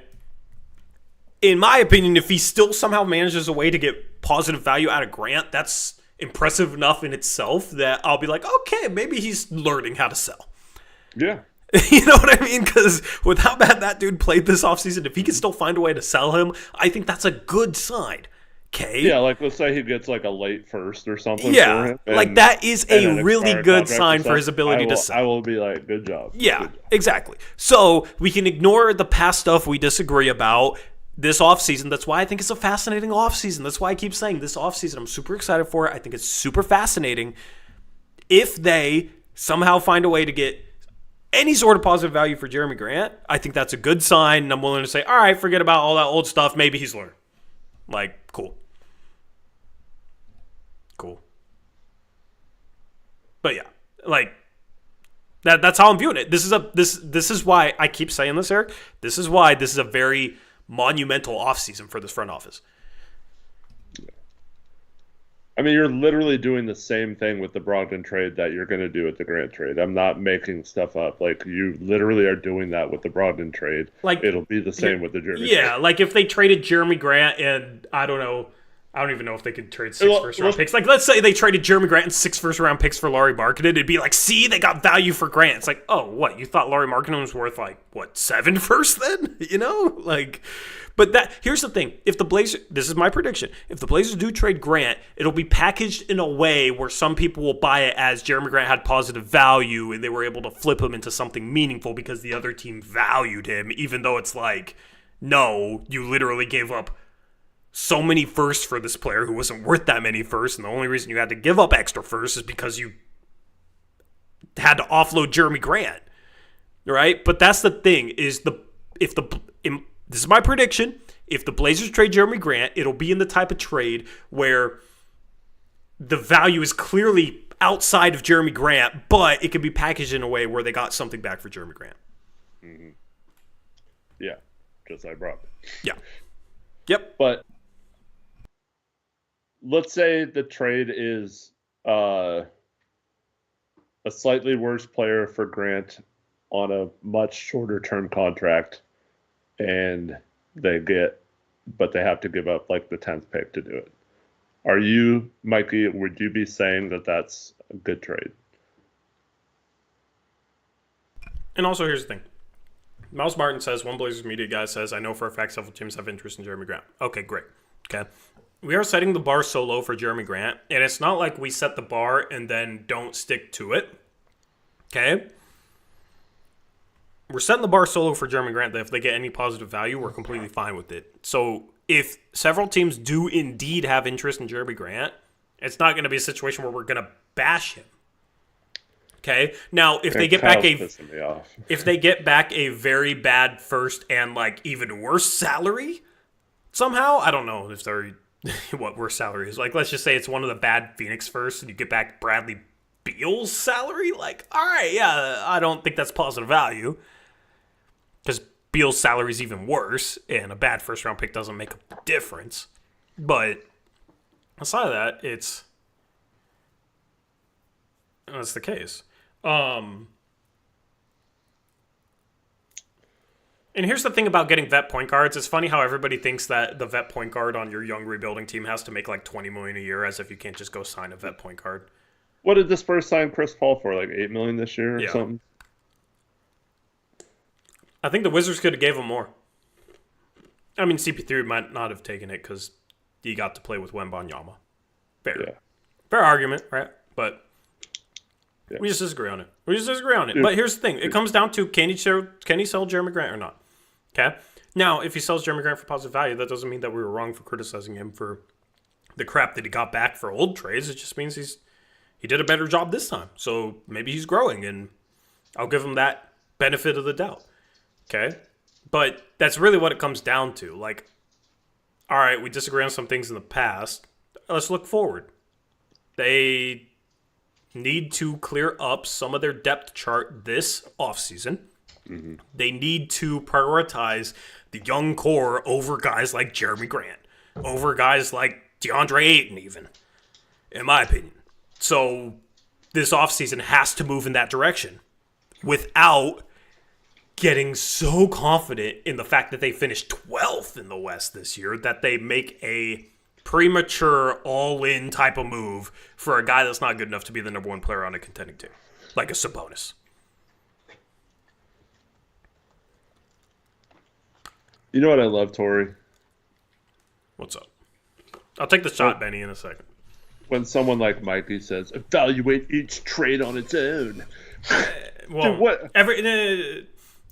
I'm trying to be nice. I'm trying to be nice. I know, but like, years, every all we've done is evaluate each trade well, individually. Like, also, when you're building a roster, one trade affects another.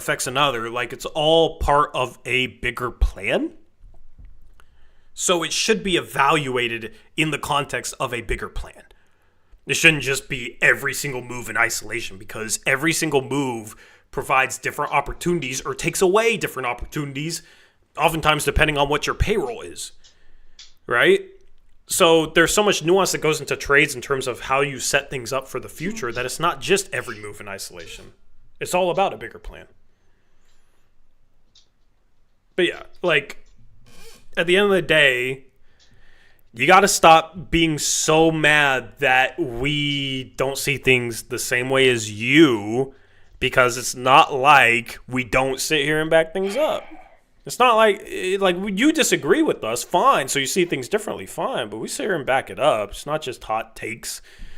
It's not just hot air. It's definitely not just we have an agenda and I'm going to bash Cronin no matter what. Yeah, or else we would have bashed the Denny trade, especially 10 games into the season when Denny did not look good. But we didn't. It's Mikey/Kyle. He cannot get over. He can't get over it. He does it every time, and then he can't get over it. It devolves into you guys are liberal idiots, and okay. Let's not go. We ain't going to say any sort of. No, he already did his first step, which is to say you get mad when anyone disagrees with you. Blah blah blah. Next thing is go Trump. No, blah, blah, he's there you go. He's baiting you, Eric. See, but like this is always a test, I think, for he tries to get under your skin. Mm-hmm. And sometimes it works. Sometimes it works. Like, yeah, no, it does. Yeah. Sometimes it works. Yeah. So I don't know. Like, at the end of the day, we'll see what he does with Jeremy Grant. Like, that's the thing, is a lot of these arguments, a lot of these sports debates can become so, like, messy and just all over the place. I like trying to simplify it. Okay, this is what we disagree on. If you think he's good at selling, then you should be able to do this with Jeremy Grant. If he doesn't, that's bad. If he does, that's good. And let's wait and see. Just simplify it like that. Okay, because we're all rooting for the same thing, right? We're rooting for him to get back as much as possible for Jeremy Grant. We disagree on how much we think he may be able to get back for Jeremy Grant. Okay. So that's where we're at. That's truly where we're at. Also, okay, so I still think Jeremy Grant could have a little bit of value, right? I don't. No, but here, like, so he's saying you're fine, like you're doing whatever, like you'll give an honest opinion, right? I think that's just trying to get under your skin. Yeah, no, but what I'm saying is, like, so I'm looking at it from the same perspective that Mikey's doing. Let's see what he gets for Jeremy Grant, right? If he actually trades him, right? Yeah. So I actually think he could still pull off a decent trade, and I will praise him if he does it.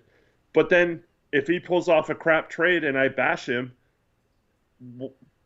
what's going to happen is I'm going to get the same comments saying you just hate Cronin. Yeah. Like, you know what I mean? And that's the problem with these arguments. It's like I can't evaluate each move because I've hated almost every move that Cronin's made. Sorry. It's just I've talked about each one individually. I've laid out for hours and hours and hours, years down the road, still talking about these trades tonight. I lay out why I don't like them, and what I would have done differently as a rebuilding team to set up the cap so you're not almost a luxury tax team and not able to make moves to take advantage of all these teams in the new two apron system and all that kind of stuff. But does that ever get listened to? No. It's just always like, oh yeah, see, Cronin made a horrible trade, but you just don't like anything. Yeah, he says, all I ask is be fair, but then next comment, you can't get over Dan. Okay, that's not a fair comment. If you want to talk about being fair, you got to be more fair to Eric, all right? It's not like we don't lay out things before he makes moves in terms of what we think is good and what we think is bad, and then stay consistent with that. That's the biggest problem. That's the just let me talk. That's the biggest problem with people that just want to say we're negative just to be negative is like we literally lay out what we think is good and what we think is bad ahead of time, and then when he takes the route that we think is bad, then we say it's bad, and people just say we're trying to be negative. Like the Denny trade, I absolutely loved. The Denny trade in combination with the Klingon pick, I loved that they were choosing a direction with two guys that fit the core, that played good defense, that could pass the ball, smart players, played really, really hard because that was them actually pushing in the direction of trying to have an identity, right? And I support all that. And you were good with that too. And we weren't the highest on Klingon as a prospect, but you came around to him and you didn't bash the Denny trade. So, yeah, that's where it's like, it's we lay things out beforehand, man, for a reason. That's why we talk about trades all the time before the trade deadline. Like, this would be good. If he does absolutely nothing, that's bad. And then he does absolutely nothing. And we're like, dude, what the hell? He did absolutely nothing. Why is all these highly paid vets still on the team when they need to push in the direction of their young core? Then that's the criticism. But we told you guys, if he does nothing at this deadline, that's going to be a failing trade deadline. So when he ultimately does nothing, like, we're going to stay consistent. We're going to stay consistent because there's no reason why they should be paying Jeremy Grant this much money. There's no reason why they should be paying DeAndre Ayton this much money when he's not the future starting center of the team and is going to be a free agent next year. Okay? That's our opinions. You can disagree with them, but we stated those opinions beforehand. So then when they went in that direction, of course we're going to criticize it because we don't think that's the right thing. And that's as simple as it is. It's not for narratives. It's for what we think is the best move or not. And we clearly outlined that. So I don't want to like continue much further with this conversation. But yeah, like, listen, this offseason is monumental. I don't even want to look behind us, Eric. This offseason is a monumental offseason for this front office to put up or shut up. Like, there's no more excuses. If you do absolutely nothing this offseason, there's no excuses that excuse it. Okay? If you make some good moves, I'll say it was a good move, just like I said, Denny trade was a good move. And so Cronin set a very low bar. He worked one day last offseason. He made the Denny trade and the Klingon pick in one day and then proceeded to do nothing the rest of the offseason. So if he works 2 days this offseason, Mikey, I will give you some credit and I'll come on the air. If he works 2 separate days this offseason, I will come on here and be like, wow, Cronin doubled his work output for the entire summer last season. He worked 2 days this offseason and slept the rest instead of 1 day and slept the rest. There you go. How about that? Oh man. See like people won't realize dude, I'm not drunk, dude. Yeah, people won't realize that's tongue in cheek. Like, obviously, he's sitting at the practice facility watching draft prospects and scout and blah blah blah blah blah. Like, obviously, there's more work that goes into it. But yeah, he literally only had 1 day move. That led to one day last year where he made any moves. That led to 1 draft pick, which everyone knew Klingon was their top priority anyway. Like a month before the draft, those rumors started coming out. And the Denny trade was out of nowhere. That was a good one. But it literally happened within a couple hours of each other. And not a single free agent, not a single other trade other than giving away our draft picks for cash. I guess that was technically the next day. My bad. Anyway. See, that's the thing is like Mikey's just trying to get under your skin. He's being an asshole. It's not even about the disagreement. I mean, it's the stuff he's saying right now. Like, whatever, So that's why we then kick him. Because it's not about the disagreement. It's about you coming in here and saying anything you disagree with is false information, is fake news. I mean, well, not surprising, but anyway. So we're done. By the way, we're done with him for the rest of the night. Our Smog, sorry, had a member message earlier. He said, "Oh, the Kings won. Time to start tanking." Yeah, that's basically what it was. So anyway, hopefully you guys enjoyed us getting in the weeds with chat comments. Okay, we don't do that often, but I know some of you are entertained by it. I know some of you aren't. Okay, we do it occasionally because we like to make each post-game show different.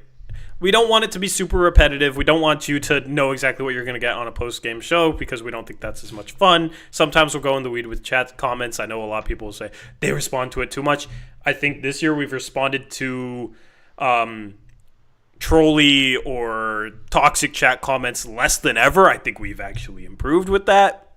Every now and then it's nice to get into a little debate with chat, okay? Because I'll vocalize the opposing point of view. I got no problem with that. Right? That's the thing is some people will criticize this channel, say it's an echo chamber. All right, I'll vocalize the opposing point of view and I'll say why I disagree. Okay? It's sports debate. It's not supposed to be personal. It's freaking putting a ball in a freaking hoop. All right? So I enjoy sports debate. Okay? I don't think it has to be that serious, even if it sounds serious. All right, it's sports debate, so that's why I will get into the weeds with chat comments.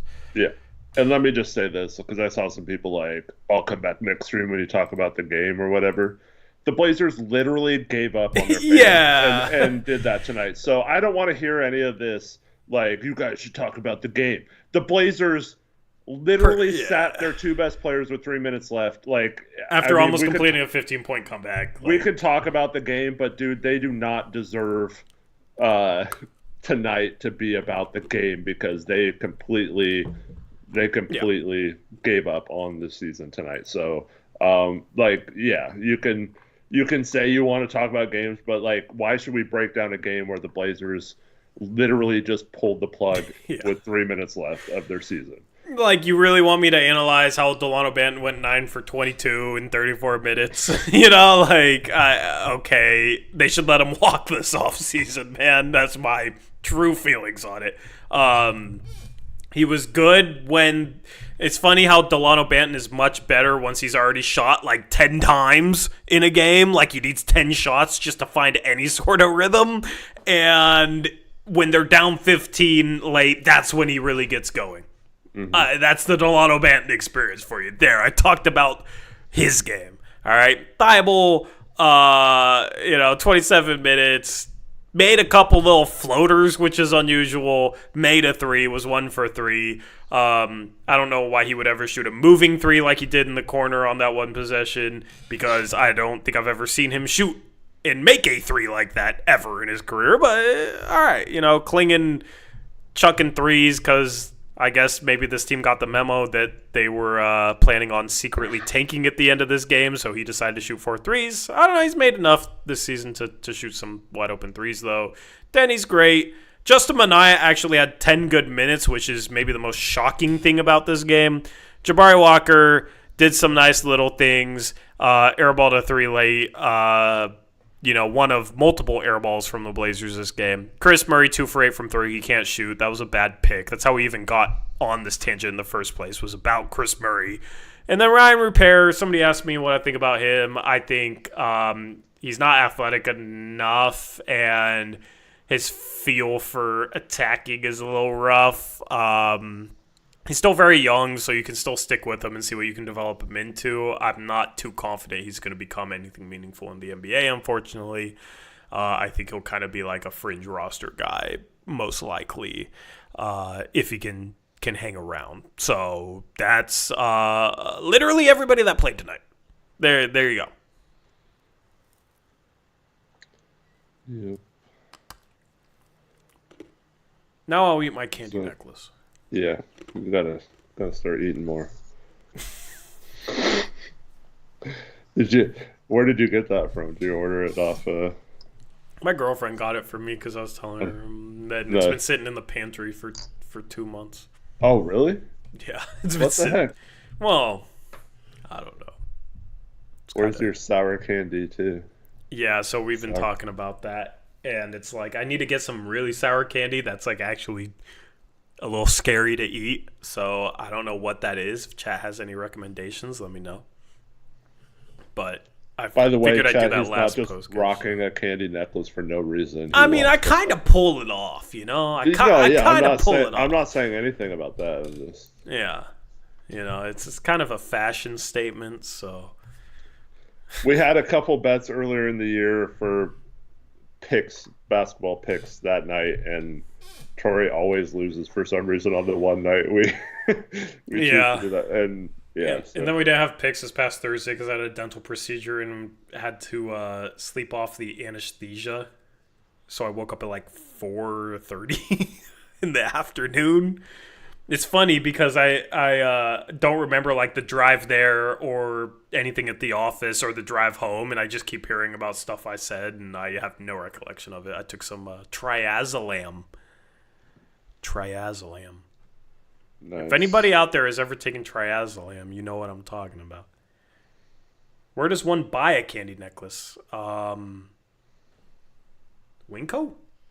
I can go ask if you want a candy probably necklace. get them at like the Dollar Tree or something. Actually, I went to Wonderland a few months ago, and they had them as one of the prizes. I almost got one just to give to you, but fashion and function, Tori. Yeah, I have no chaser, so like this has been my chaser. Man, I gotta remember to find a basketball card for you to bring tomorrow. A basketball card. Yeah. Yeah, so chat, me and Eric are playing the same rec league game tomorrow. That's why I'm not going to take like 7 shots today. And we might only have like 5 people. So we're good. Because we got like 3 guys that are going to miss the first week. I had like 3 or 4 guys that were interested and then like had to bow out for various reasons. So it's going to be interesting, man, because it's a good league. So it's a good league. But I got to put back dunk the other day. I've been feeling pretty good. So I'm at the point where I have to drink a C4 before I play because it's so much more fun to have like that extra little bit of energy, and I feel like I jump probably 3 inches higher.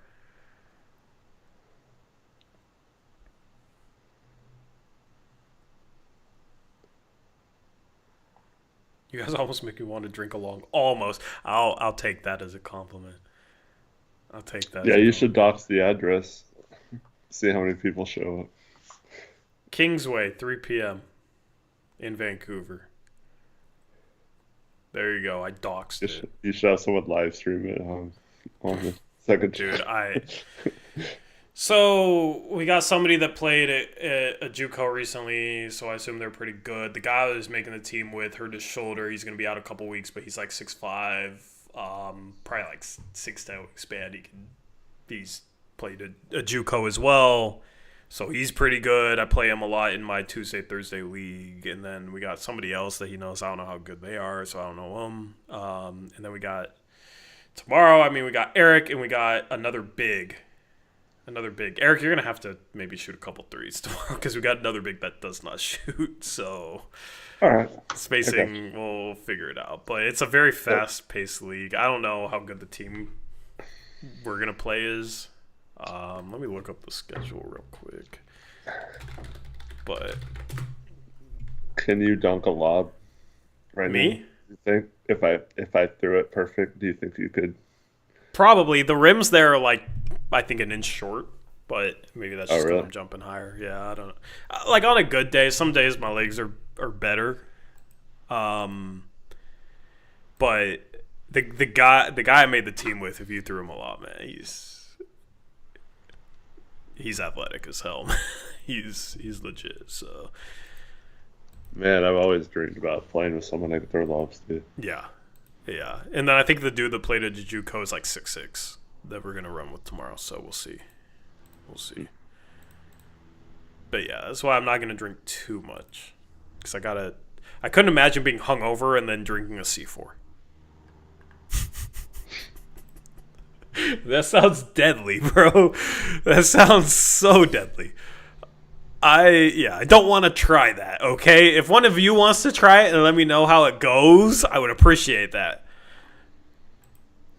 Have you ever drinking a C4, Eric, or an energy drink like that? Do you even drink energy drinks? Very rarely. I'm not a... But is it like Celsius or Alani? Like, what energy drinks do you drink if you're drinking one? I'm contractually obligated to say Red Bull right now. Have you ever drinking a C4 though? I don't think I've had C4. It makes your arms and like face itchy. Does it? Like tingly. Yeah. It makes me want to run into brick walls. All right. Drinking like 5-hour energy and stuff like that. Yeah. It's pretty hardcore. If anybody in chat has ever drinking a C4 before, let me know. I would love a C4 sponsorship. That'd be cool. That'd be Sparkling ice and C4. We play Make a Swish Foundation, Eric. Nice. Make a Swish Foundation. That's a cool name. That is a pretty cool name. Let me see if I can look up their team.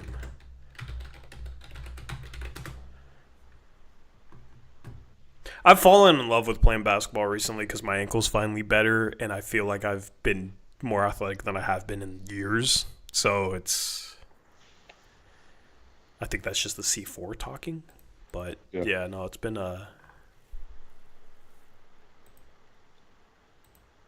fun. All right, let me see this roster. Yeah, I have no idea who any of these people are. Oh, we play a guy named Khan, but it's not Khan Knipple. What if it was? He's skipping the Final Four to play. I know, yeah. Oh, man. What time are the Final Four games tomorrow? What time does it start? I don't know. Are we going to miss the first one? First one is at 3:09, so... All right, I'm going to... You can listen to radio on the way home. No, I'm going to set up to record. Well, not...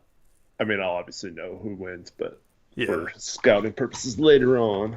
Yeah, my guy Thomas Hauk. You know Thomas Hauk? What's that music?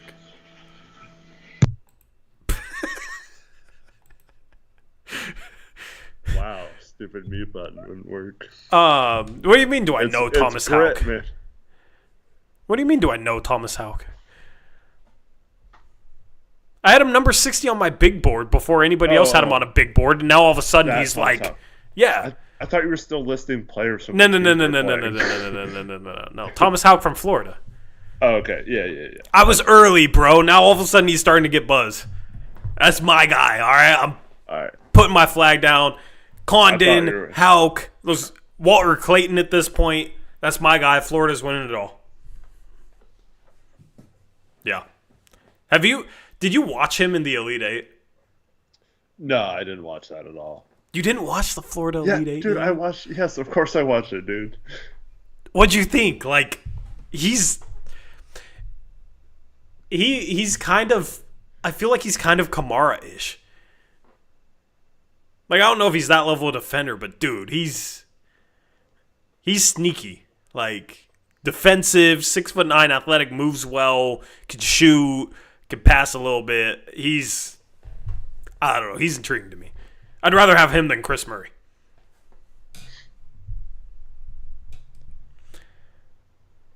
How many likes to get Eric to drink a C4 pregame tomorrow? I don't know, man. I don't know if it's safe for Eric to drink a C4. Does it really matter if no one's there to watch? Yeah, it's like a tree in the forest. If it falls and nobody's around to hear it, doesn't make a sound.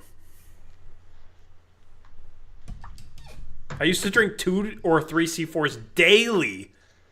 dude, that is ridiculous. And then my doctor said dude. I have a caffeine dependence and I have to cut way back. Yeah, no shit.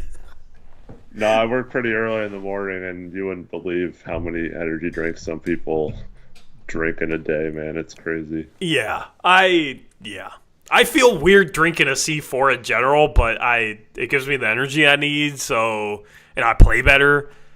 So yeah. Yeah, I have to be like really tired to have an energy drink. I usually just it's just as bad for you, but I drink soda a lot. But probably shouldn't. Yeah. But yeah, like the last time I really had a decent amount of energy drinks in like one day was like if you're on like a long road trip or something and driving all night and you're trying to stay up or something like that. But... Yeah, I have no idea how good this team we're playing is. Alex Wolf wants me to nutmeg someone. Yeah, I don't know. We're playing with two people I have never met before, so we'll see. We have no chemistry other than you and me. But like, dude, this league is good, man. This league is good. We'll see. We'll see. Like, this league is very legit. So.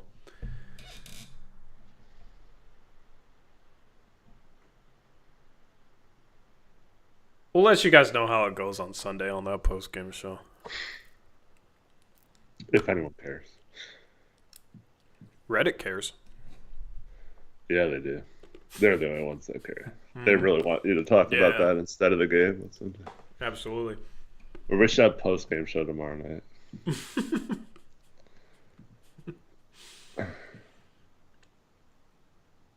Yeah. So there's like a competitive league and a like less competitive league, but still okay. And last game I played on a free agent team in the less competitive league. But like, yeah, some guys that could really play. I had like maybe the best game of my life, man. It's probably like 8 for 11 from 3. It's pretty good, like all off the dribble. I had 10 free throw attempts in the first half because I was in transition. I was thinking about what would Denny do. So, yeah, we'll see. We'll see, man. I legitimately, low-key, all right, I'm only saying this because I'm slightly tipsy. I think I'm better than I was in college. I think I'm, like, much better than I was in college.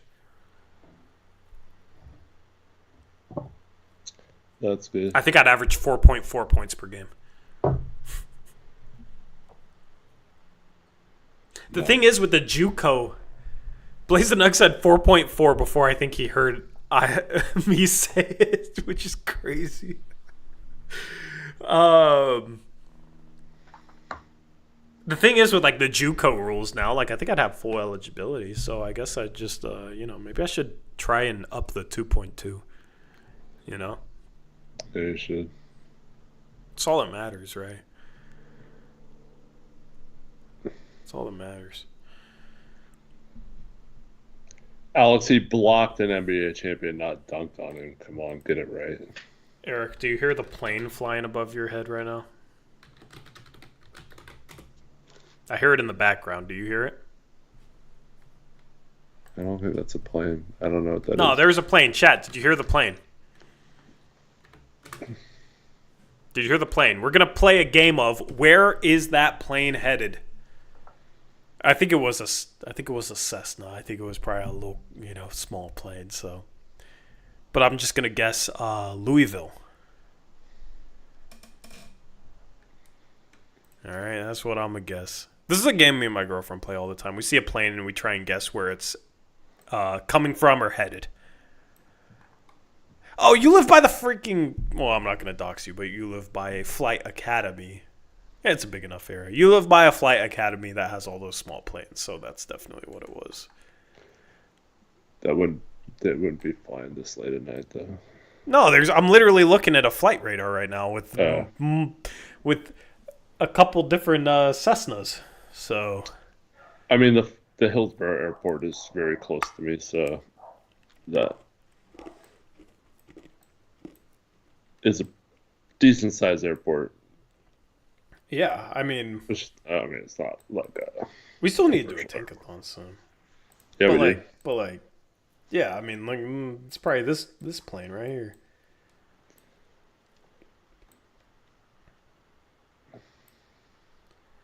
We've been flying for a long time.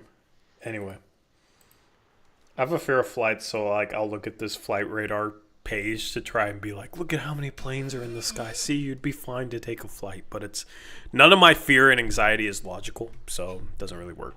I need to see a therapist. Tori's zooming in on Eric's house. Yeah. Yeah, Eric lives Dude. somewhere in the Portland metro area. I don't Dude. even. I know what town you live in. I don't remember where. Should I dox you though? I don't care.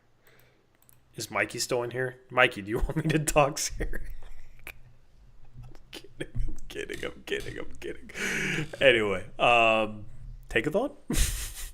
Yeah. I'm probably meeting up with Wes tomorrow night for a beer after our game. Wes? Who's? Wes Davison. West. Yeah, Wes. Why doesn't Wes just show up to the game, bro? You could. Do you owe him a beer, or is it just random? No, I owe him a beer because we had that bet. Remember that?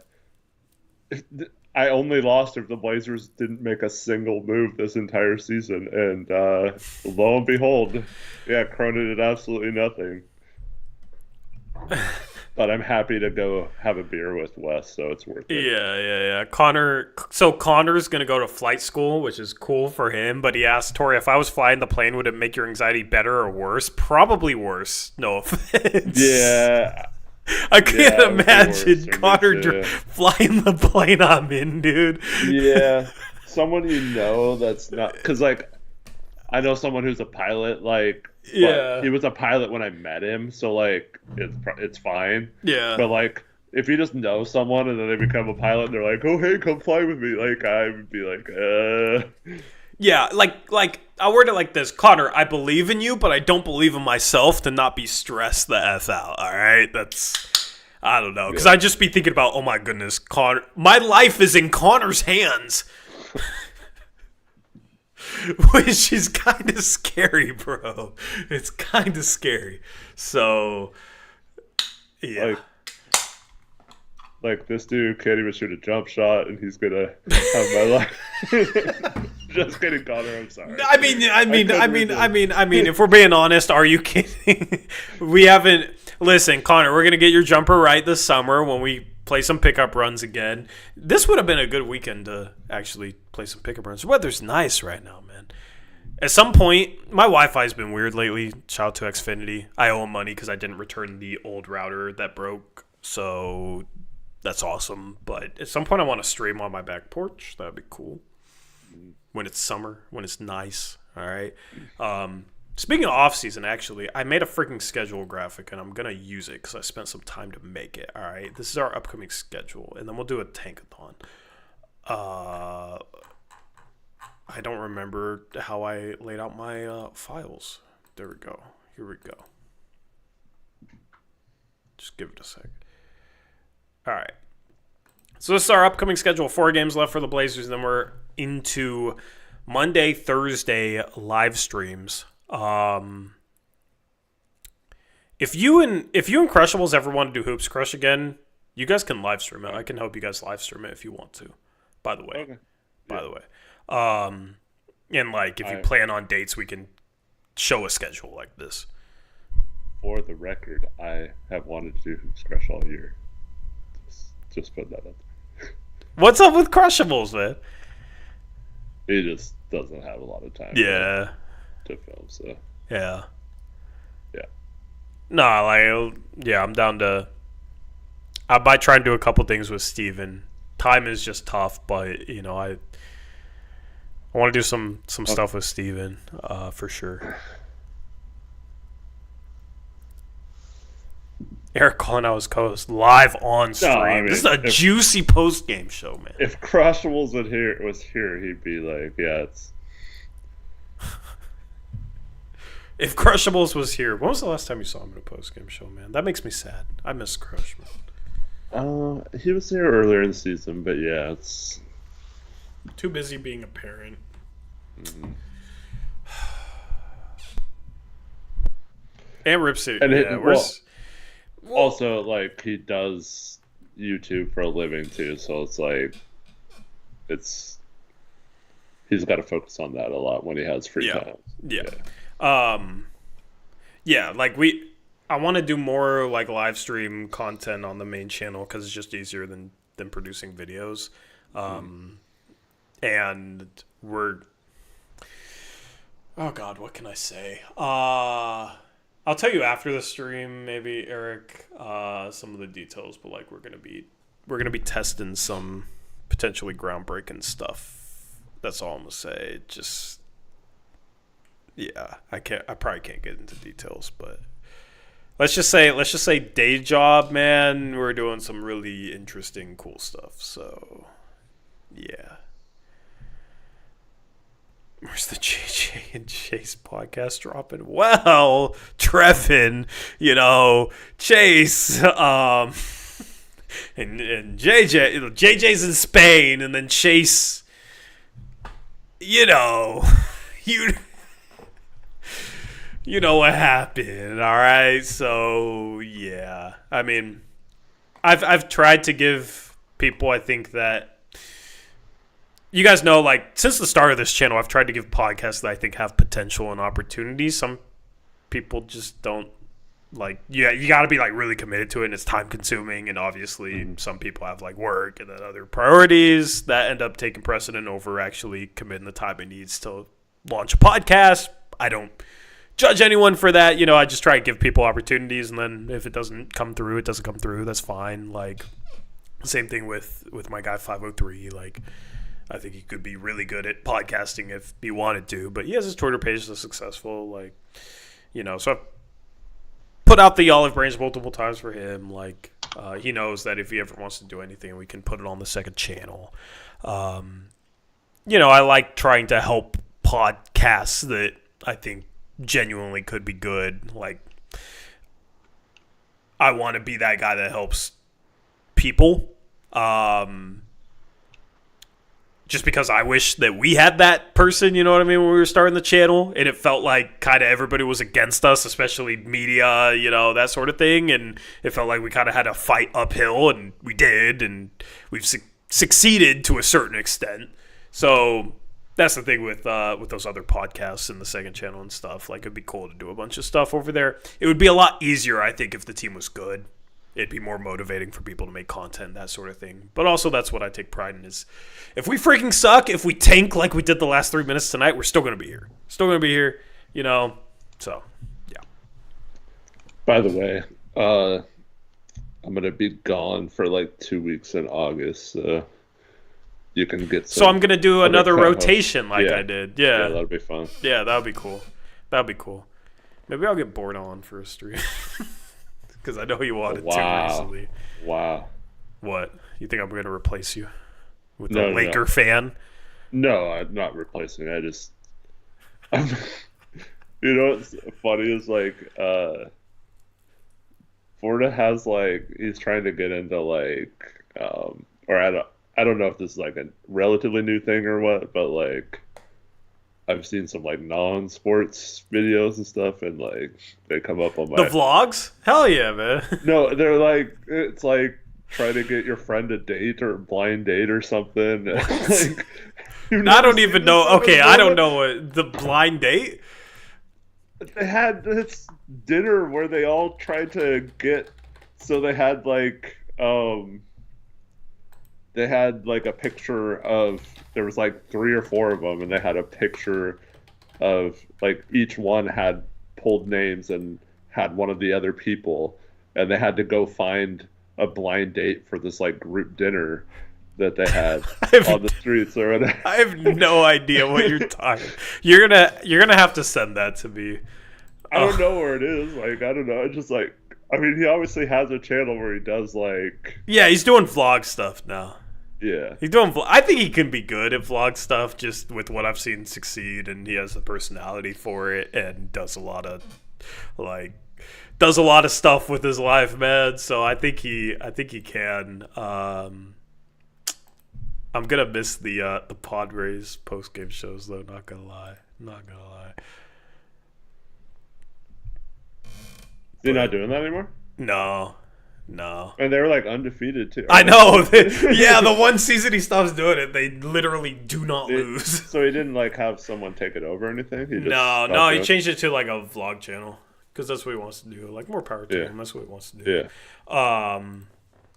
And he has like a talented guy like editing and stuff. So, and it's like kind of he's the CEO of our company, and so like introspective into that I think is interesting as well. So it's cool stuff. I mean, we're doing some cool stuff that I can't really talk about. Like that's the crazy thing is when I started this channel, I used to talk about like dreams, ambitions, all this sort of stuff, get super off topic with post game shows, and now it's like we're doing a lot of cool stuff, and I just like don't talk about it and feel like I probably shouldn't. So it's like the complete opposite, but it's good. It's good for sure. Like, it's working. I'm working with so many sports creators, dude. Like, if you guys watch anybody that covers a team, there's a good chance that I've talked to them before, type of thing. So that's pretty sick. That's pretty cool. I want a Sundo / Gabe versus EB and Tori WWE match. I think we get destroyed by them in wrestling. Yeah. Probably. Sundo would absolutely wreck us. That's like the one sport I think we'd lose then. I think you remember when everything else. You remember when Gabe used to come in here and ask for people to like the stream for us? And he hasn't been like, where's Gabe been, bro? Now we have to ask for likes ourselves. Now that's why we're sitting at only 62 likes. That's why we have to do all the polls. You have to do the polls? Yeah. Can we get this stream to 100 likes? Oh, we're supposed to do a call-in night tonight. We'll do it next stream. It's a members night, so we'll do a members-only call-in, and then we'll do like a more open call-in on the following game. I completely forgot. I said I was going to combine them. But yeah, man, I want to do some more stuff with Rip City Radio this off season. Going on with Chris Burkhart was a lot of fun, actually. He made it really easy. It was the first time I felt comfortable doing radio. Like every time I called in, I was nervous, so I would always be stressed before. And going in studio and like joining him, it was the first time that I like actually enjoyed it, and I was like, man, it would be cool to do more. So. That's a goal, and then would like to do more. Would like to get credentialed at some point. I mean, I think that's kind of the next step for us, right? And I don't have necessarily the time to cover the team. My idea has always been if we can get credentialed and there's somebody like in school that is trying to get into like sports journalism, sports media, like some sort of internship where maybe we could get them in the arena to ask questions, that sort of thing, just to give them that experience, just to get them that leg up. I think that would be a cool opportunity for someone. Obviously, they have to be able to like handle that responsibility because there's a lot of responsibility with that, but that's probably how I would do it if we ever got credentialed. But, who knows how far off that is.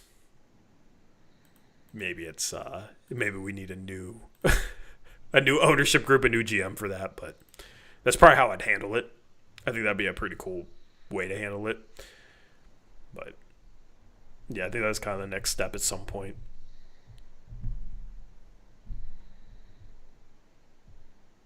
Live spots from the arena. Yeah, man, like that's the thing too, is if I was in arena credential, like how long is it going to take for us to be able to go live on a post-game show? I have to drive all the way back to Vancouver. Like, the logistics behind that is a little... Well, I was wondering if we could like go live somehow from. Yeah, I mean, I know creators that do that. Like Grant Cohn does that with the Niners. That That'd And then we could just be like, okay, that's the pre-post game show or whatever. yeah. You know how like the Blazer broadcast has Calabro and Hurd for a little bit, and then they send it off to the studio or whatever. Yeah, I mean, we could probably figure something out. I mean, I don't know. You guys know me. I'm creative. I want to push boundaries as much as possible. So, yeah, at some point in my life, I think we will be credentialed and we will do some really cool stuff like that, hopefully when the team's good. What will the haters say when they can't say we're not credentialed? we don't deserve our credentials. Yeah, that's for sure. Yeah, we don't deserve it. But I mean, that's a given. I'm at the point I'm calling a truce with like, I've criticized media in the past. At the end of the day, I think this organization really tries to push for certain messaging and certain questions being asked and that sort of stuff. So, like, I'm not going to be hard on media for that. And maybe I'm wrong on that. I could absolutely be wrong on that.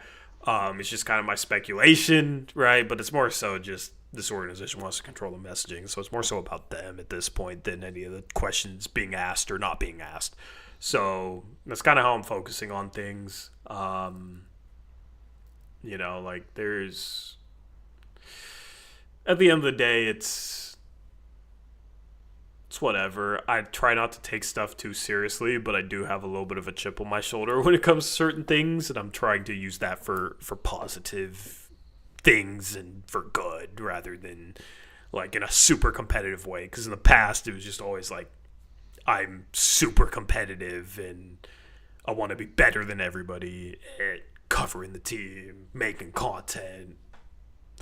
Gets a little exhausting at times, so I'm enjoying it. I'm enjoying it more now than I did the past couple of years, and just trying to not be as harsh towards people that maybe are being influenced a little bit by this organization with how they try and control PR. At least that's the way I see it.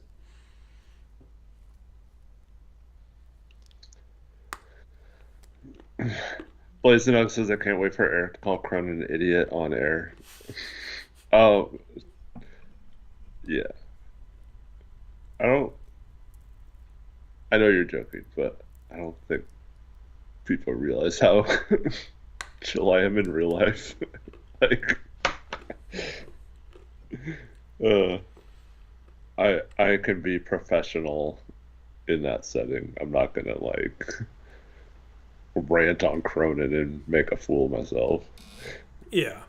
I mean, why? Like, whoa, right. You know, get our credentials pulled. Like, yeah, at the end of the day, it's like, if you're credentialed, if you're a journalist, you're just trying to get insight. Okay? You don't do that by being toxic. It's not professional. There's a certain level of professionalism that comes with it, where if we get denied credentials because they don't think we're fully professional, I mean, that sucks, but if we're being honest, I can see why. Like, whatever. We're YouTubers, right? We have been very outspoken, so if they feel like it's not, you know, legacy media, traditional media is more so suited for that, and that's not what we are, so I get it, if that makes sense. So, see, but like, we have our strengths with that, with the way we cover the team too. Like, that's why we have a platform. So, see, for me, I would hope, like, if I ask Cronin a CBA question, like, I would hope he isn't like, oh God, this guy's asking me this tough question, or like, let's get him out of here. You know, like, I would hope he would enjoy the fact that someone's like asking a question, wanting to know, like, why, like, he does something a certain way, you know, like, but not like a dick way. But yeah, but at the end of the day, like, they don't have to like everybody that's credentialed. I mean, I've seen multiple organizations have guys that are credentialed that the coaches and players can't stand, or seemingly can't stand. So, is what it is. Like, I almost think it's a good thing for an organization to have people like that, just to show that they're not fully controlling the narrative. Oregon Observer, appreciate you. Thank you for the positive words. It means a lot. We'll answer questions for the last 5-10 minutes of the stream, and then we'll probably wrap it up. I'm gonna drink this Smirnoff finally. Let me make sure it's not expired. What were you gonna say? I was to say, so right now, I just want to say something about Rich. He's doing a little better, but he's still not in a great spot to stream or do videos or anything. So that's why he hasn't done anything in a while. However, one of the things I'm going to do when I'm gone for 2 weeks, Tori, is meet Rich in person. I'll be down in LA. Bro, vlog it. Yeah, or what if it lined up with the night you had him on stream and I made an appearance from Rich's house on the show. That'd be cool. That'd be sick. Yeah. How long does Smirnoff Ice take to expire? I can't find an expiration date. Dude, I'm if something's a day expired, I will not drink it. I need to know. I'm one of those types of people. Oh, yeah, we haven't done Tankathon yet. Come on. All right. Somebody let me know how long. I don't drink much alcohol, man. I opened up what's it called? A tab for the first time a couple weekends ago, bro. I really do not go out and drink much. Yeah, a tab. At a bar? Yeah. Yeah, I've never actually drink tab. There's a... Yeah, no, I've never actually opened a tab at a bar. I've just paid for drinks at freaking Buffalo Wild Wings. You know what I mean? That's about it. Yeah. The first time I went out to get drinks, that's where I went. So I like my Buffalo Wild Wings. Well, technically, drinking at a restaurant is opening a tab too. Yeah, but in terms of do you want to open a tab? Yeah, I'll open a tab. Yeah. I'm very wholesome. Hey, Docs, where you were? What's up? Where were you when you opened a tab?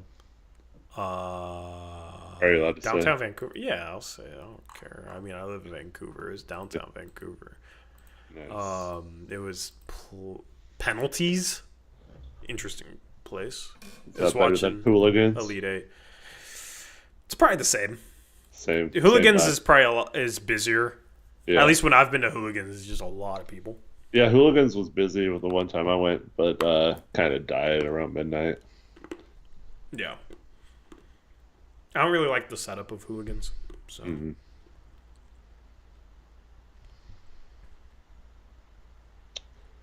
I eat a 30-year-old MRE. What is an MRE? Whoops. Wrong tab. All right. There we go. There's Tankathon. Tori, where's Fairview? Huh? Never mind. What is Fairview? Never mind. What? Someone in the chat will get that. Never mind. I don't get it. Yeah, I know. Sorry. Eric, this Tankathon is a true test of ethical versus unethical tanking. Right? Yeah. Yeah. Blazers are a game and a half away from 10th and 8th. Let's simulate it. Let's scroll up. I'm taking another shot if the Blazers move up. Otherwise, I'm just going to drink this freaking Smirnoff. Dallas, Atlanta, Chicago, 14 through 12. At 11, we got Miami. At 10, we got Houston via Phoenix. At 9, we have the Portland Trail Blazers. Thank goodness. I'm taking 5. Well, you're just a tryhard. At 8 is Toronto. San Antonio's top 4. Yeah, go play. Go Spurs. Screw me, man. All right, 7 is OKC via Philadelphia. Worst case scenario. Oh, my. If OKC ends up with a higher pick than us this year, dude. Or take the Knipple. And then they take... Oh, dude, that'd be disgusting, man. At 6 is New Orleans. At 5 is Washington. At 4 is Utah. At 3 is Charlotte. At 2 is Brooklyn, which means the San Antonio freaking Spurs get the number 1 overall pick.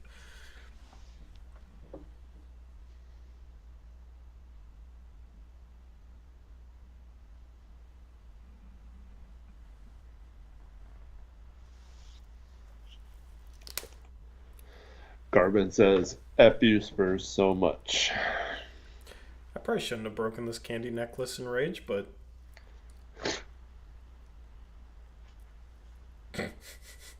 that's a very bad decision. I just felt like snapping it, you know? So, I'm dropping candy now. Alright, well. Anyway. Disgusting Tankathon. Did you see Cooper Flagg's comments about the Spurs facility, too? I really feel like they're about to get the number 1 overall pick.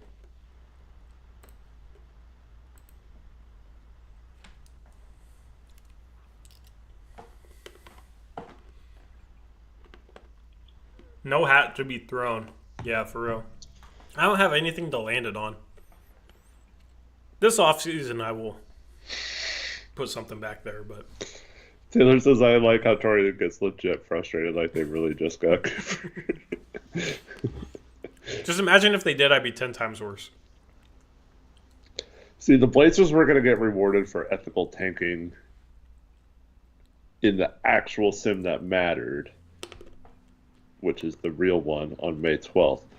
But what they pulled tonight was the most unethical tank of the season, and they are going to get definitely teams punished. Teams for have that. been more unethical than that Not this year. Season. The Raptors. They played Jakob Poeltl like 10 minutes when they played us, and same with Scotty Barnes. That's worse. They didn't pull him with 3 minutes left when you're making a comeback. Yeah, but we played him 35 minutes. It's better than 10. It's more ethical than 10. We are 25 minutes more ethical than them. And they started earlier. Is it? Yes. Yes. Like, teams have been very unethical this year, and we actually have been ethical, and 3 minutes does not change that. All right? This candy is really good. That's good.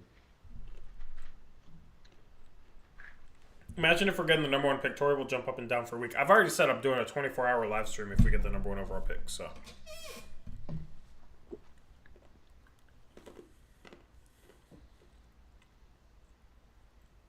that'll be fun. Mm-hmm.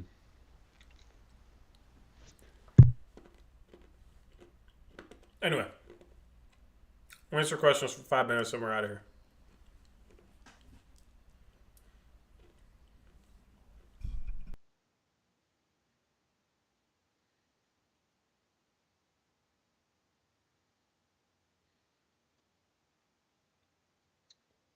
Alex Wolf is sending a fireman stripper to your house, Tori. If we win the lottery. No comment. Right, Tex. Tori's definitely a better basketball player than me. We'll see tomorrow. Oh, you're definitely going to be better than me tomorrow. I haven't played much recently. Yeah. I mean, we'll see. Just as long as you can run a little bit.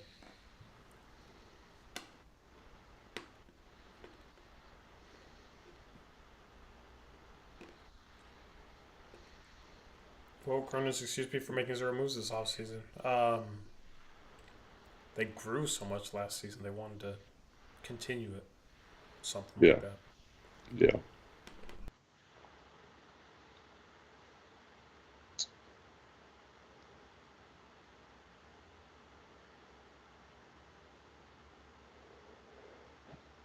Right, Tex. If JG, Aiden, and Simons are all on the team next year, you're just gonna have to accept secondary roles, and you're gonna have to find a way to give the keys to other people. I just hope that's not a problem we have.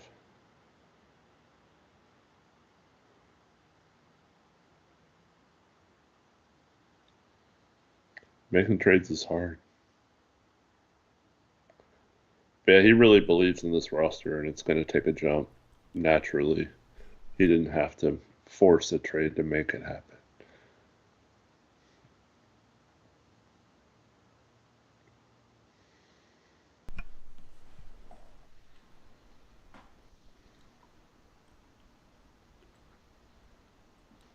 I don't think this roster is bad. Yeah, they're not bad. They're not good. they're very average probably next year. And once again, so we don't have a problem with veterans. We just don't want the $30+ million veterans like Jeremy and Ayton. We'd rather have some minimum contract vets that do basically the same thing but don't have to take a majority of the shots or whatever.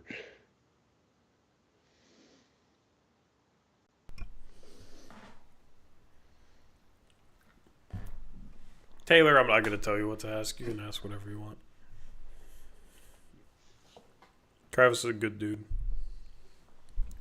The average age is 21 on the roster, 22. I think that's a little young. It's higher than that. Yeah, it's a little higher than that.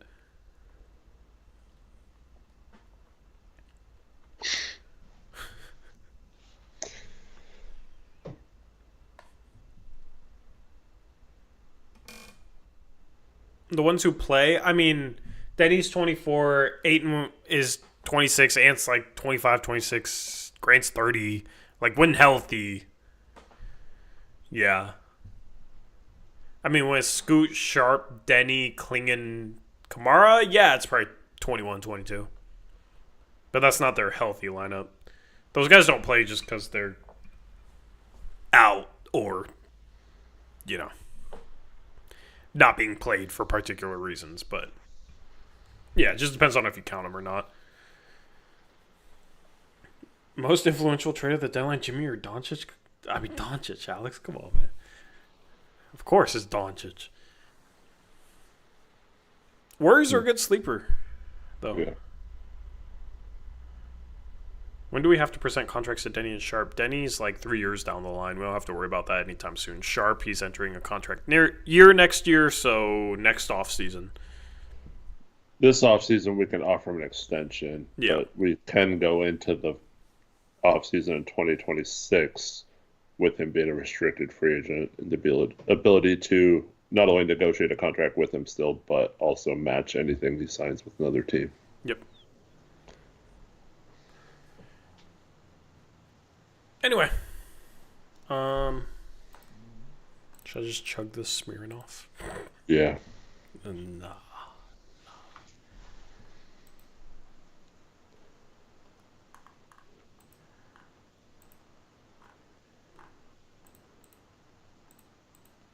I still gotta find the Best Buy date on it. Anyway, we'll be live again on Sunday. Another early game. We got 4 games left in the season. It's crazy. It feels like the season just started yesterday, man. This has been the fastest season of my life. But, yeah, we got 3 home games, only 1 more road game at Utah. I mean, if the Blazers are tanking, you're going to have to really try and tank the Spurs game and then take the Jazz game and hope the Spurs can win another game. And then you're tied with them for 8th best odds. The good news is it's going to be really hard for this team to fall past 9th. So, but I would really like 8th. It feels, I don't know, just based off our sims, it feels like there's a pretty big difference between 9th and 8th, you know? So I would like to move up to 8th. That would be cool. The times are off on there. For the games? At least Oh, the yeah, first they two. are. They are. Yeah. The game on Sundays at 3 p.m. The game on Wednesdays at 6 p.m. The game on... Just moving up one. Oh, God. Okay, hold on. I'll fix that. Yeah, I didn't move them up enough. When is the game on Sunday? Watch how fast I fix this. This Sunday it's 3. The final Sunday, Final Sunday. I think might also be 3, but let me find that out. That's the problem with always trying to rush graphics, man. I miss having Krish. I think it's 12:30.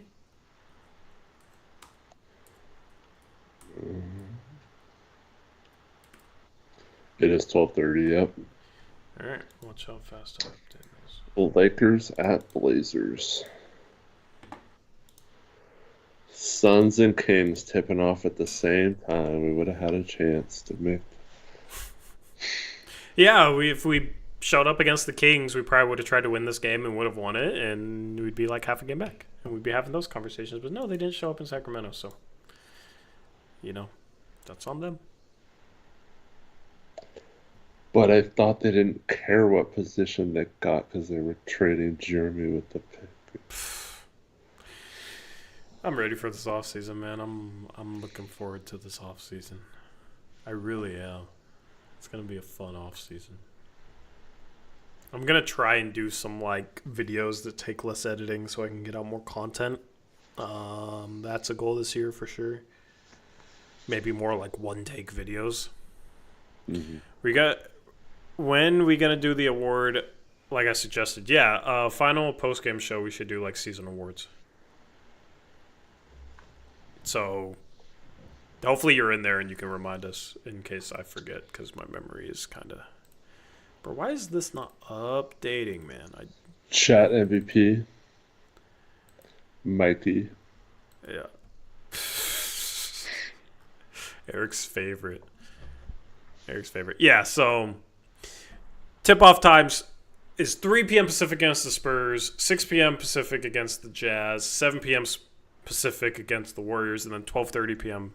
Pacific on Sunday, April 13th for the final game against the Lakers. And then we got Monday, Thursday, Blazers Uprise live here on the main channel. We're going to react to exit interviews on Monday, April 14th, and then we're going to do our playoff predictions, which we do every year on Thursday, April 17th. That's always fun. Chat gets chat polls to predict their bracket, and I'm going to have a wild prediction in mind.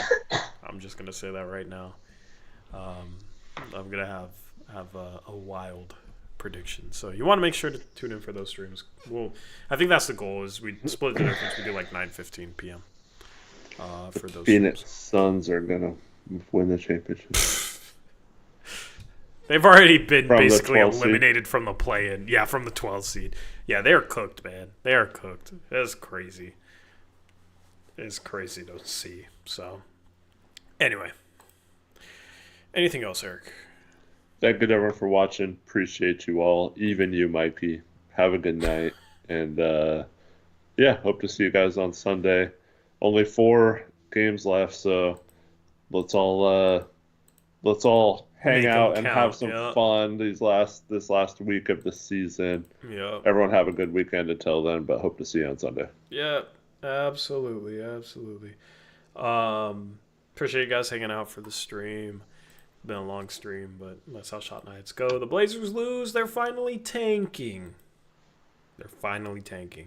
Only took them till April this time, so I guess that's progress? Whatever you want to call it. Anyway, shout out to BetUS TV. And might drop a video tomorrow. Might. If I feel like it. If I don't just want to sit on the couch all day on a Saturday. We'll see. Outside of playing some basketball. We'll let you know how that goes on Sunday. On Sunday's postgame show after the Blazers take on the Spurs. They have to lose if they want a chance at least a tie for 8th best odds. So we'll see how hard they freaking tank. Justin Minaya, point guard. Let's go. We're out of here. Until next time. As always, peace out. Go Blazers.